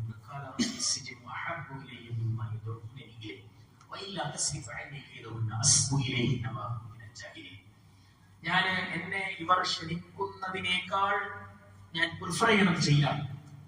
അറിയാം, ഇമ്രാത്തുൽ അസീസ് ഭീഷണിപ്പെടുത്തുന്നുണ്ട്. നീ എന്റെ ആഗ്രഹത്തിന് വഴങ്ങിയില്ലെങ്കിൽ നിനക്ക് വരാൻ പോകുന്ന വിപത്ത് വലുതാണ്. ഞാൻ രാജാവിന്റെ ഭാര്യയാണ്, ഞാൻ എന്ത് തീരുമാനിക്കുന്നത് നടക്കും. പക്ഷെ യൂസുഫ് നബി അവരോട് പറഞ്ഞു, ഖാല റബ്ബി, പഠിച്ചോനെ, അസ്സിജ്നു അഹബ്ബു ഇലയ്യ മിമ്മാ യദ്ഉനനി ഇലൈഹി. ഭാര്യ മാത്രമല്ല, അവിടുത്തെ സിസ്റ്റം മുഴുവൻ യൂസുഫിനെ ആ തെറ്റിലേക്ക് പ്രേരിപ്പിക്കുന്നുണ്ട്. വ്യക്തി മാത്രമല്ല, നമ്മുടെ സിസ്റ്റം, നമ്മുടെ ചുറ്റുപാട്, നമ്മുടെ കൂട്ടായ്മകൾ, അല്ലെ? എന്താണ് അങ്ങനെ പറയുന്നത്? ഞാനതിൽ പെട്ടുപോകാൻ കാരണം എന്താണെന്ന് വെച്ചാൽ എല്ലാവരും അങ്ങനെയായിരുന്നു. എല്ലാവരും അങ്ങനെ, ഞാൻ മാത്രം ഇങ്ങനെ മാറിയേക്കാം. എല്ലാവരും വഴിക്കാൻ പോണത് ഞാനിങ്ങനെ ആ വഴിക്ക് പോകാതിരിക്കാൻ. എല്ലാ കാലഘട്ടങ്ങളിലും യൂസുഫ് നബി അലൈഹി സ്വലാത്തു വസ്സലാം അഭിമുഖീകരിച്ചത് നമ്മളെല്ലാം അഭിമുഖീകരിച്ചത് എല്ലാം തന്നെയാണ്. യൂസുഫ് നബി പറയുന്നത് സിജിനെ, പിന്നെ ജയിലിനെ ഞാൻ പ്രിഫർ ചെയ്യുന്നു എന്ന് പറയുന്ന മനോഹരമായ ഒരു കാര്യമുണ്ട്. അവരുടെ കയ്യിനെ ഞാൻ മനസ്സിലാക്കിയിട്ടില്ല എങ്കിൽ ഞാൻ പെട്ടുപോകുമായിരുന്നു. ഞാൻ ജാഹിലികളിൽ പെട്ടുപോകുമായിരുന്നു എന്ന് പറഞ്ഞാൽ ജാഹിലില്ല. അള്ളാഹിനെ കുറിച്ചുള്ള ജഹൽ ഇന്ന് നമ്മളെ സംബന്ധിച്ചിടത്തോളം നമ്മൾ അഭിമുഖീകരിക്കുന്ന ഏറ്റവും വലിയ പ്രതിസന്ധി അള്ളാഹിനെ കുറിച്ചുള്ള ജഹലാണ്. അള്ളാഹിനെ കുറിച്ചുള്ള അറിവില്ലായ്മയാണ്, അള്ളാഹിനെ കുറിച്ചുള്ള ആരിഫത്തില്ലായ്മയാണ്, അള്ളാഹിനെ കുറിച്ചുള്ള തിരിച്ചറിവില്ലായ്മയാണ്, അള്ളാഹിനെ കുറിച്ചുള്ള ബോധമില്ലായ്മയാണ്. യൂസുഫ് എന്ന് പറയുന്നു, ഞാൻ ജാഹിലികളിൽ കൊണ്ടുപോകുമായിരുന്നു, പക്ഷെ അള്ളാഹു എന്നെ രക്ഷിച്ചു, അള്ളാഹു എന്നെ സംരക്ഷിച്ചു, അള്ളാഹു എന്നെ കാത്തു. വേറൊരു കാര്യമുണ്ട്, യൂസുഫ് നബി ജയിലാണ് എനിക്ക് ഇഷ്ടം എന്ന് പറഞ്ഞു, അള്ളാഹ് ജയിൽ കൊടുത്തു. ഒരിക്കല് മുആദ് ഇബ്നു ജബലിനോട് റസൂൽ പറയുന്നത്, മുആദേ, നീ പ്രാർത്ഥിക്കുമ്പോൾ സബറിന് വേണ്ടി പ്രാർത്ഥിക്കരുത്, ആഫിയത്തിന് വേണ്ടി പ്രാർത്ഥിക്കണം. ഈ സബറിന് വേണ്ടി പ്രാർത്ഥിച്ചാൽ എന്താണെന്ന് വെച്ചാൽ അള്ളാഹു നിനക്ക് പരീക്ഷ തരും. ശ്രമിക്കണമെങ്കിൽ പരീക്ഷണമാണ്. നീ എപ്പോഴും പ്രാർത്ഥിക്കേണ്ടത് ആഫിയത്തിന് വേണ്ടിയാണ്. നമ്മൾ അള്ളാഹുവിനോട് എപ്പോഴും പ്രാർത്ഥിക്കേണ്ടത് ആഫിയത്തിന് വേണ്ടിയാണ്. പഠിച്ചവനെ ഞങ്ങൾക്ക് സബർ തരണേ എന്ന് പറഞ്ഞാൽ നമ്മുടെ ഒരു കപ്പാസിറ്റി വെച്ച് ആലോചിച്ചാൽ ചിലപ്പോൾ അള്ളാഹു ഒരു പരീക്ഷണത്തെ കുറിച്ച് നമുക്ക് ക്ഷമിക്കാനും പറ്റി പാടില്ല. നമ്മുടെ കപ്പാസിറ്റി വെച്ചിട്ട് യൂസുഫിനെ പറ്റി. യൂസുഫ് നബി ജയിലായി വെച്ചത് അന്ന് ജയിൽ കൊടുത്തു. ആ ജയിലിനെയും അതിജയിച്ചു മനോഹരമായി തിരിച്ചു വന്നു. നമ്മൾ ചിലപ്പോൾ ജയിലൊക്കെ ചോദിക്കും, എനിക്ക് ഇതെന്നെ എഴുതുന്നത് നമ്മൾ ചിലപ്പോൾ ഈ പൊടുമ്പോഴും നമുക്ക് അറിയാം നമ്മുടെ ദൗർബല്യവും നമ്മുടെ കുറ്റങ്ങളും നമ്മുടെ കുറവുകളും. നമ്മൾ പറയുന്ന കുറച്ച് സമ്പത്തേനെ സമ്പത്തേനെ സമ്പത്തേനെ സൗന്ദര്യം തന്നെ സൗന്ദര്യം തന്നെ സൗന്ദര്യം തന്നെ സൗന്ദര്യയുടെ ഇണയത്തരാണ് കുറെ മക്കളെ തന്നെ ഒക്കെ പ്രാർത്ഥിക്കും. നമ്മളൊന്നുകൊണ്ട് എന്തെങ്കിലും പേടിയാണ് പ്രാർത്ഥിക്കുന്നത് എന്ന് വെച്ചാൽ മറ്റേ പേടിയില്ല. ഇത് കാരണം എനിക്ക് നഷ്ടപ്പെടുവോ, എന്റെ ആഹ്ലം നഷ്ടപ്പെടുവോ, എന്റെ തീ നഷ്ടപ്പെടുവോ, ആ ഒരു ആശങ്ക ഉണ്ടാകുമ്പോഴാണല്ലോ നമ്മൾ ഇതൊക്കെ ശ്രദ്ധിക്കുക. നമ്മൾ വളരെയധികം ദുർബലനാണെന്ന് പറഞ്ഞത് അതുകൊണ്ടാണ്. അതുകൊണ്ട് റസൂൽ പറഞ്ഞു, മുആദേ, നീ പ്രാർത്ഥിക്കുമ്പോൾ സബറിന് വേണ്ടി പ്രാർത്ഥിക്കരുത്, ആഫിയത്തിന് വേണ്ടി പ്രാർത്ഥിക്കണം. കാരണം സബറിനെ പ്രാർത്ഥിച്ചാൽ അള്ളാഹു നിനക്ക് പരീക്ഷണം തരും. പക്ഷെ ആ പരീക്ഷണത്തെ അതിജയിക്കാൻ സാധിച്ചു കൊള്ളണമെന്നില്ല. അതെന്താന്ന് വെച്ചാല് റസൂൽ നമ്മളെ പഠിപ്പിക്കാൻ നമ്മുടെ ദൗർബല്യങ്ങളെ തിരിച്ചറിയുക. യൂസുഫ് നബി എവിടെയാണ് വിജയിച്ചതെന്ന് ചോദിച്ചാൽ യൂസുഫ് നബി തന്റെ ദൗർബല്യങ്ങളെ തിരിച്ചറിഞ്ഞു, തന്റെ കുറവുകളെ തിരിച്ചറിഞ്ഞു, തന്റെ ചാബല്യങ്ങളെ തിരിച്ചറിഞ്ഞു, തന്റെ ന്യൂനതകളെ തിരിച്ചറിഞ്ഞു. ഞാൻ മനസ്സിലാക്കുന്നത് ഒരു വിശ്വാസത്തിന്റെ ഏറ്റവും വലിയ മനോഹാരിത എന്താണെന്ന് ചോദിച്ചാൽ നമുക്ക് നമ്മളെ തിരിച്ചറിയാൻ സാധിക്കുക എന്നതാണ്. എനിക്ക് ഇന്ന കുറവുണ്ട്, എനിക്ക് ഇന്ന ന്യൂനതയുണ്ട്, എനിക്ക് ഇന്ന പ്രശ്നങ്ങളുണ്ട്. അപ്പോഴല്ലേ അതിനെ ചികിത്സിക്കുക, അപ്പോഴല്ലേ അതിന്റെ പരിഹാരം തിരയാം, അപ്പോഴല്ലേ നമ്മൾ അതിനെ പരിഹരിക്കാൻ വേണ്ടി പരിശ്രമിക്കുക. യൂസുഫ് എന്ന് പറയുന്ന മനോഹരമായ ഒരു പ്രാർത്ഥന നമ്മൾ പറഞ്ഞ അവസാനിപ്പിക്കുക. സമയം യൂസുഫ് പറയുന്നത്, ഞാൻ ഒരിക്കലും എന്റെ മനസ്സിനെ ന്യായീകരിക്കില്ല. കാരണം മനസ്സെന്ന് പറഞ്ഞാൽ തെറ്റിനെ പ്രേരിപ്പിക്കുന്ന തന്നെയാണ്. മനസ്സ് അങ്ങനെ തന്നെയാണ്. നമ്മുടെ മനസ്സ് നമ്മളെ തെറ്റിനെ പ്രേരിപ്പിച്ചുകൊണ്ടേയിരിക്കും. എന്നാൽ അവിടെ എന്താണ് നമ്മുടെ പ്രൊട്ടക്ഷൻ എന്ന് ചോദിച്ചാൽ അതെപ്പോഴാണ് ആ പ്രൊട്ടക്ഷൻ നമുക്ക് എപ്പോഴാണ് നഷ്ടപ്പെടുക എന്ന് ചോദിച്ചാൽ ജാഹിലുമില്ല, അള്ളാഹിനെ കുറിച്ചുള്ള ജഹല് നമ്മുടെ ജീവിതത്തിൽ സംഭവിക്കുമ്പോഴാണ്. അതുകൊണ്ടാണ് യൂസുഫ് നബി പറഞ്ഞത്, ഞാൻ ജാഹിലികളിൽ പെട്ടുപോകുമായിരുന്നു. എനിക്കറിയാം നഫ്സ് എന്ന് പറഞ്ഞാൽ അമ്മാറത്തുൻ ബിസ്സൂ. പക്ഷേ ആ തെറ്റിനെ പ്രേരിപ്പിക്കുന്ന നഫ്സിൽ നിന്നുള്ള മോചനം എപ്പോഴാണെന്ന് ചോദിച്ചാൽ ഇല്ലാ മാ റഹിമ റബ്ബി. ഇത് യൂസുഫ് നബി അലൈഹി സ്വലാത്തു വസ്സലാം തിരിച്ചറിഞ്ഞതാണ്. ഞാൻ പറയാം, ഒരു മനുഷ്യനെ സംബന്ധിച്ചിടത്തോളം, നമ്മളെ സംബന്ധിച്ചിടത്തോളം നമ്മൾ ഏറ്റവും കൂടുതൽ മോട്ടിവേറ്റ് ചെയ്യപ്പെടുന്നത് 3 കാര്യങ്ങൾ കൊണ്ടാണ്. ഒന്നെന്താണ്? പെയിനാണ്, മറ്റൊന്ന് ഫിയറാണ്, മറ്റൊന്ന് പ്രഷറാണ്. പേടി, അല്ലെ? പേടി കാരണം നമ്മൾ പലതും ചെയ്യും. പ്രഷർ കാരണം നമ്മൾ പലതും ചെയ്യും, വേദന കാരണം നമ്മൾ പലതും ചെയ്യും. യൂസുഫ് നബി അലൈഹി സ്വലാത്തു വസ്സലാം പേടിപ്പിക്കപ്പെട്ടു. ഇംറഅത്തുൽ അസീസിനാൽ നീ എന്നെ അനുസരിച്ചില്ലെങ്കിൽ നിനക്ക് വരാൻ പോകുന്ന വിപത്ത് വലുതാണ്. പക്ഷേ അവിടെ യൂസുഫ് നബി ഇംറഅത്തുൽ അസീസിനെ ഭയക്കുന്നതിന് പകരം ആരെ ഭയന്നു? അള്ളാനെ ഭയന്നു. അള്ളാന്റെ ഭയത്തെ പ്രിഫർ ചെയ്തു. രണ്ടാമത്തത്, ആ ഇംറഅത്തുൽ അസീസ് ക്ഷണിച്ചതിലേക്ക് പോയാൽ അദ്ദേഹത്തിന് ഉണ്ടാകുന്ന ഒരു പ്രഷർ ഉണ്ടായിരുന്നു. ആ പ്രഷറിനെ ഒഴിവാക്കിയിട്ട് അള്ളാഹുവിന്റെ തൃപ്തി നഷ്ടപ്പെടാത്ത രീതിയിൽ ആ ഇംറഅത്തുൽ അസീസിനോട് നോ പറഞ്ഞിട്ടുണ്ടായ പ്രഷർ ഉണ്ടായിരുന്നു. ആ പ്രഷറിനെയാണ് സ്വീകരിച്ചത്. യൂസുഫ് നബി അലൈഹി സ്വലാത്തു വസ്സലാം സ്വീകരിച്ചത്. അള്ളാഹുവിനുള്ള പ്രഷറിനെയും അള്ളാഹുവിനുള്ള ഭയത്തെയുമായിരുന്നു യൂസുഫ് നബി തിരഞ്ഞെടുത്തത്. അത് എളുപ്പമല്ല, പറയുന്നത് എളുപ്പമല്ല, അത് ഭയങ്കര പ്രയാസമുള്ള സന്ദർഭമാണ്. പക്ഷെ യൂസുഫ് നബിക്ക് അത് സാധിച്ചത് എങ്ങനെയാണെന്ന് വെച്ചാൽ ഞാൻ നേരത്തെ പറഞ്ഞതുപോലെ അള്ളാഹുവിനുള്ള വിശ്വാസം. അടച്ചോണ്ട് അള്ളാഹ് നമ്മളെ ചോദ്യം ചെയ്യും, അള്ളാഹിലേക്ക് തിരിച്ചു പോകും. ഇന്നാ ലില്ലാഹി വ ഇന്നാ ഇലൈഹി റാജിഊൻ എന്ന ബോധ്യം യൂസുഫ് നബി അലൈഹി സ്വലാത്തു വസ്സലാം ഉള്ളതുകൊണ്ടാണ് ഞാൻ പറയുന്നത്. ആ തിരിച്ചറിവാണ് നമുക്ക് ഉണ്ടാവേണ്ടത്, ആ ബോധമാണ് നമുക്ക് ഉണ്ടാവേണ്ടത്, ആ ബോധ്യമാണ് നമുക്ക് ഉണ്ടാവേണ്ടത്. അതാണ് നമ്മുടെ ജീവിതത്തിൽ നമ്മൾ കൾട്ടിവേറ്റ് ചെയ്യേണ്ടത്. നമ്മുടെ വീക്ക്നെസ്സിനെ തിരിച്ചറിയാം, നമ്മുടെ ദൗർബല്യങ്ങളെ തിരിച്ചറിയാം, നമ്മുടെ യുവത്വത്തിന്റെ പ്രശ്നങ്ങളെ തിരിച്ചറിയാം, നമ്മുടെ ചെറുപ്പത്തിന്റെ ചാബല്യങ്ങളെ തിരിച്ചറിയാം, നമ്മുടെ ജീവിതത്തിൽ സംഭവിക്കാൻ സാധ്യതയുള്ള ന്യൂനതകളെ തിരിച്ചറിയാം. തിരിച്ചറിവാണ് ഏറ്റവും വലിയ അറിവ്. അതില്ലെങ്കിലാണ് നമ്മൾ ജാഹിലിലേക്ക് കൊണ്ടുപോകുന്നത്. യൂസുഫ് നബി പറഞ്ഞതുപോലെ ആ ജഹിലാണ് നമ്മുടെ ജീവിതത്തിൽ നിന്ന് നമ്മൾ നീക്കിക്കളയേണ്ടത്. ആ ജഹിലിനെ നീക്കിക്കളയാനുള്ള പരിശ്രമമാണ് നമ്മുടെ ഇവിടെ തീരുന്നത്. ഒരു കാര്യമാണ്, നമ്മൾ ജാഹിലികളാണ്, നമ്മൾ ഗാഫിലികളാണ്, നമ്മൾ അശ്രദ്ധരാണ്, നമ്മൾ വിവരമില്ലാത്തവരാണ്, നമ്മൾ അറിവില്ലാത്തവരാണ്.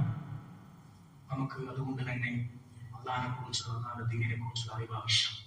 അള്ളാഹിനെ പ്രതിയുള്ള ജഹലിൽ നിന്ന് നമുക്ക് രക്ഷപ്പെടൽ ആവശ്യം. അതുകൊണ്ട് നമ്മൾ ആ അർത്ഥത്തിൽ ഒരുപാട് പാഠങ്ങൾ നമുക്ക് കണ്ടെത്താൻ സാധിക്കും. അതുകൊണ്ടാണ് അള്ളാഹ് പറഞ്ഞത്, ഞാൻ ഒരു അടിമനെ ഇഷ്ടപ്പെട്ടാൽ ഞാൻ അവന്റെ കണ്ണായി മാറും, ആ കണ്ടുകൊണ്ട് ഞാൻ കാണും. كنت بصره الذي يبصر به كنت رجله الذي يمشي بها التي يمشي بها كنت يده التي يبطش بها.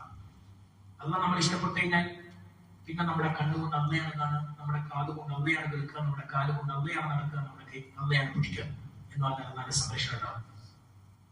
നമ്മൾ ഉറങ്ങാൻ കിടക്കുമ്പോൾ പ്രാർത്ഥിക്കുന്ന മനോഹരമായ പ്രാർത്ഥന ഞാൻ പറയാം, പ്രിയപ്പെട്ടവരെ, നമ്മൾ മനപ്പാടാക്കണം. എല്ലാ രാത്രിയും നമ്മൾ ഉറങ്ങാൻ കിടക്കുമ്പോൾ പ്രാർത്ഥന പ്രാർത്ഥിക്കണം. മനോഹരമായ ഒരു വിളിച്ചു പറയണം, ഒരു തിരിച്ചറിവാണ്. ബിസ്മിക റബ്ബി വദഅതു ജൻബി വബിക അർഫഉഹു ഇൻ അംസക്ത നഫ്സി ഫർഹംഹാ വഇൻ അർസൽതഹാ ഫഹ്ഫദ്ഹാ ബിമാ തഹ്ഫദു ബിഹി ഇബാദക സ്വാലിഹീൻ. പടച്ചോനെ, നിന്റെ നാമത്തിൽ ഞാൻ എന്റെ ശരീരത്തെ ബെഡിലേക്ക് വെക്കാം. ഇൻ അംസക്ത നഫ്സി, ഞാൻ ഉറങ്ങിക്കിടക്കുന്നതിനിടയിൽ നീ എന്റെ ആത്മാവിനെ തിരിച്ചു പിടിച്ചാൽ ഫർഹംഹാ, നീ അതിനോട് കരുണ കാണിക്കണം. എന്നെ അവസരമില്ല, ഉറങ്ങിക്കിടക്കുമ്പോൾ മരിക്കുന്ന കുറെ വാർത്തകൾ നമ്മൾ കേൾക്കുന്നില്ലേ? ഉറങ്ങാൻ കിടക്കുമ്പോൾ നമ്മൾ അമ്മാനോട് പറയാൻ, പഠിച്ചോനെ, ഞാൻ ഉറക്കിനിടയിലാണ് നീ എന്റെ ആത്മാവിനെ തിരിച്ചു പിടിക്കണമെങ്കിൽ നിന്റെ കാരുണ്യാണ് പിന്നെ രക്ഷ. പിന്നെ അവസരമില്ലല്ലോ, തീർന്നു. അതെല്ലാം ഒരു പ്രഭാതം കൂടി നീ നൽകുകയാണെങ്കിൽ, ഒരു പ്രഭാതത്തിലേക്ക് കൂടി നീ എന്റെ ആയുസ് നിർത്തുകയാണെങ്കിൽ, ഒരു പ്രഭാതത്തിലേക്ക് കൂടി നീ എന്റെ ആയുസ് നിർത്തിത്തരികയാണെങ്കിൽ നീ ഇതെന്നതിനെ പ്രൊട്ടക്ട് ചെയ്യണേ. സ്വാലിഹീങ്ങളായ അടിമകളുടെ സന്ദേശം റസൂൽ പ്രാർത്ഥിച്ചത്, പടച്ചോനെ, കണ്ണിമ വെട്ടുന്ന നേരത്ത് പോലും നീ എന്നെ ഏൽപ്പിക്കല്ലേ. നമ്മളെ എനിക്ക് തോന്നുകയാണ് എന്റെ കയ്യിൽ പൈസ, എന്റെ കയ്യിൽ ജോലിയുണ്ട്, എന്റെ കയ്യിൽ എല്ലാം ഉണ്ട്, എനിക്ക് ഞാൻ മതി എന്ന് തോന്നിയ നാളെ തീർന്നു. റസൂൽ പറഞ്ഞു, ഈ കണ്ണിമ വെട്ടുന്ന നേരം പോലും നീ എന്നെ ഏൽപ്പിക്കല്ലേ, നിന്റെ സംരക്ഷണത്തിൽ എപ്പോഴും എന്നെ നീ വെക്കണേ എന്ന് പറയുന്നത്. അതുകൊണ്ടാണ് നമുക്ക് അള്ളാഹിന്റെ കാര്യങ്ങളിലേക്ക് നമ്മൾ തീർന്നു, നമുക്ക് അള്ളയിലേക്ക് നമ്മൾ തീർന്നു, ഈ ദീനില്ലെങ്കിൽ നമ്മൾ തീർന്നു എന്നുള്ളൊരു വിശ്വാസം നമുക്ക് ഉണ്ടാകണം.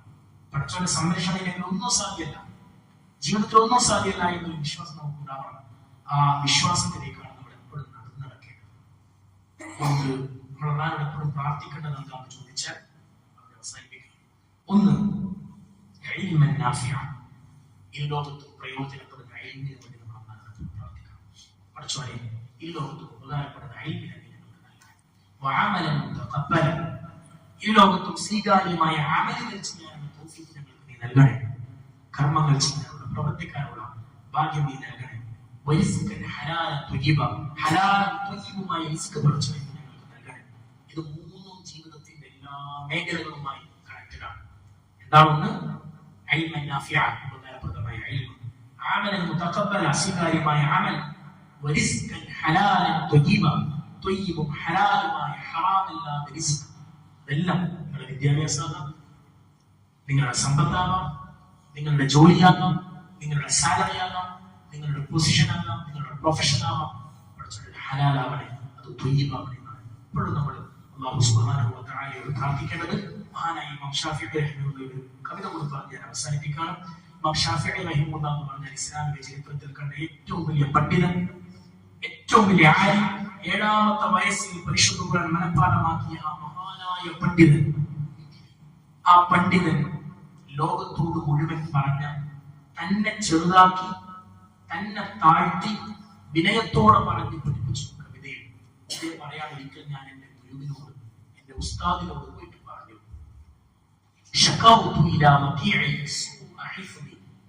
എന്റെ ഉസ്താദിനോട് പോയിട്ട് എന്റെ ഹിഫ്ദിന്റെ കമ്മിയെ കുറിച്ച് പറഞ്ഞു. ഉസ്താദിന് ഹിഫ്ദാക്കാൻ പറ്റുന്നില്ല, എല്ലാം മറന്നുപോവാണ്, മെമ്മറൈസ് ചെയ്യാൻ പറ്റുന്നില്ല, മെമ്മറി പവർ കുറയാണ്.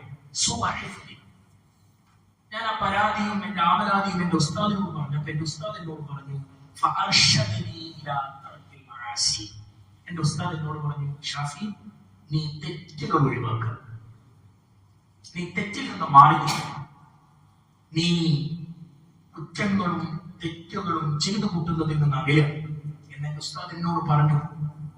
എന്നിട്ട് എന്റെ ഉസ്താദ് കൂട്ടിച്ചേർത്തു, ഉസ്താദിനോട് പറഞ്ഞു, എന്നെ അറിയിച്ചു, ഇൽമ എന്ന് പറഞ്ഞാൽ പ്രകാശമാണ്, നൂറാണ്.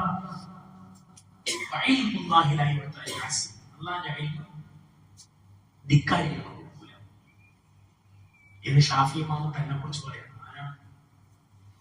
ഞാൻ എന്റെ ഹിഫ്ദിന്റെ കുറവിനെ കുറിച്ച് ഉസ്താദിനോട് പറഞ്ഞു, ഷാഫി, നീ തെറ്റ് ചെയ്യാതിരുന്ന അപ്പൊ തന്നെ നിന്റെ മെമ്മറി പവർ പോകും, എന്റെ കൽവിന് കളവില്ലാണ്ടിരിക്കുമ്പോൾ നിനക്ക് പലതും ചെയ്യാൻ പറ്റും, ഹിഫ്ദ് ഉണ്ടാകുന്ന എന്റെ ഉസ്താദിനോട് പറഞ്ഞു. അങ്ങനെ ഞാനത് ചെയ്തു എന്ന് പറയാം. നമ്മളാരെങ്കിലും അങ്ങനെ അല്ലേ, ഒരു തെറ്റുണ്ടെങ്കിൽ തന്നെ തോന്നും നമ്മുടെ ഉസ്താദിനോട്, ടീച്ചർമാരോടൊക്കെ നമ്മുടെ കുറവുകളും കുറ്റങ്ങളൊക്കെ വരെ നമ്മൾ വിളിച്ചിട്ട് പറയും. അതെന്തിനാന്ന് വെച്ചാൽ നമ്മൾ ഷാഫി ഇമാമിനെ പഠിക്കുമ്പോഴാണ് ഈ ഒരു വാക്യത്തിന്റെ ഗാംഭീര്യം മനസ്സിലാവുക. ആരായിരുന്നു ഷാഫി ഇമാം? ആ ഷാഫി ഇമാം സ്വന്തത്തിൽ ചെറുതാക്കി പറയുമ്പോൾ നമ്മൾ ആലോചിച്ചു, നമ്മൾ തെറ്റ് ചെയ്ത് നമ്മളെ സമ്മതിക്കാറുണ്ട്, നമ്മളോട് സമ്മതിക്കാറുണ്ട്, നമ്മൾ വേറെ സമ്മതിക്കണ്ട, മോശം പറയാം, നമ്മളെല്ലാവരും ചിലപ്പോൾ അതേപോലെ കൊള്ളണമെന്നില്ല. നമ്മളെ കൊണ്ട് എഴുതാനല്ലേ ഞാനൊരു തെറ്റി. അതിന്റെ നമ്മൾ സാധാരണ പറയാറുണ്ട്, ഭാര്യയും ഇണകൾ തമ്മിൽ ഒരിക്കലും പഴയ കാര്യങ്ങൾ പറയരുതെന്ന് പറയാം. അത് എന്തുകൊണ്ടാന്ന് വെച്ചാൽ അവരോടുള്ള വഞ്ചന ഒന്നുമല്ല, പറഞ്ഞാൽ പിന്നെ തീർന്നു, പിന്നെന്താ സംഭവിക്കുക വെച്ചാൽ എന്താ, എന്നാലും അതിങ്ങനെ ഉണ്ടാവും. നിങ്ങളൊരു ചങ്ങാതി നിങ്ങളോട് സൗഹൃദത്തിന്റെ പേരിൽ നിങ്ങളോട് ചെയ്ത ഒരു കുറ്റം അയാൾ പറഞ്ഞു എഴുതിക്കും, സൗഹൃദം കൂടിയിട്ട് എന്റെ സുഹൃത്തുമായിട്ട് ഒരു രഹസ്യം ഉണ്ടാകാൻ പാടില്ല, എല്ലാം ഞാൻ പറയാം, അങ്ങനെ പറഞ്ഞു എഴുതിക്കുക. വളരെ പോസിറ്റീവായിട്ട് എനിക്ക് പറഞ്ഞിട്ടുണ്ടാവും. പിന്നെന്താ സംഭവിക്കുക, അതിങ്ങനെ ഇവൻ പറയും, നീ എന്നോട് അങ്ങനെ ചെയ്തല്ലേ, അതിങ്ങനെ പറഞ്ഞ് ഇങ്ങനെ പോകും. അതങ്ങനെയാണ്, മനുഷ്യരുടെ പ്രശ്നമാണ്. പക്ഷെ എന്നിട്ടും ഷാഫി ഇമാം തന്റെ കുറവ് മാലോകർക്ക് മുമ്പിൽ പറഞ്ഞിട്ട് പറയാൻ എന്നോട് ഉപദേശിച്ചു, തെറ്റുകൾ ചെയ്യാതിരിക്കും, ഹിഫ്ദുണ്ടാകും. ഞാൻ പറയുന്നത് നമ്മുടെ ജീവിതത്തിൽ ഇങ്ങനെ കുറേ പ്രശ്നങ്ങളുണ്ട്. നമുക്ക് മെമ്മറി പവർ ഇല്ല, പഠിക്കാൻ പറ്റുന്നില്ല, കോൺസെൻട്രേഷൻ കിട്ടുന്നില്ല. ഞാൻ പറയുന്നു, ഷാഫി ഉസ്താദ് പറഞ്ഞതുപോലെ നമ്മുടെ ജീവിതത്തിൽ തെറ്റുകളെ മാറ്റി നിർത്തും. അങ്ങനെയൊരു മനോഹരമായ പാഠം നമുക്ക് നൽകുന്നുണ്ട്. യൂസുഫിയ മദ്രസയിൽ നിന്ന് നമുക്ക് ഒരുപാട് പാഠങ്ങൾ ലഭിക്കാനുണ്ട്. ആ പാഠങ്ങൾ ഉൾക്കൊള്ളുക, നമ്മുടെ ജീവിതത്തെ നമ്മൾ പുതുക്കിക്കൊണ്ടേക്കുക, നമ്മുടെ ജീവിതത്തെ നമ്മൾ തിരുത്തിക്കൊണ്ടേയിരിക്കുക. ആ തിരുത്തലിലൂടെ പോകുമ്പോൾ അള്ളാഹു തിരിച്ചു വിളിക്കുന്ന മഹാഭാഗ്യവാന്മാരിൽ ഉൾപ്പെടുക. അള്ളാഹു സുബ്ഹാനഹു വ തആല നമ്മൾ ഉൾപ്പെടുത്തി അനുഗ്രഹിക്കുമാറാകട്ടെ. പഠിച്ചാൽ നമ്മൾ ചെറുപ്പക്കാരാണ്, നമ്മൾ യുവാക്കളാണ്. ജീവിതം എന്ന് പറഞ്ഞാൽ ഒരുപാട് പരീക്ഷണങ്ങളുടെ ജീവിതമാണ്. ഒരുപാട് പരീക്ഷണങ്ങൾ നമ്മുടെ മുമ്പിലൂടെ ഇങ്ങനെ കടന്നു പോകണം. പലതരം പ്രതിസന്ധികളും പ്രയാസങ്ങളും ചെറുപ്പം എന്ന നിലയിൽ നമ്മൾ അഭിമുഖീകരിക്കുന്നതാണ്. അത്തരം പരീക്ഷണങ്ങൾ കൊണ്ട് നിങ്ങൾ കാത്തുരക്ഷിക്കണമേ.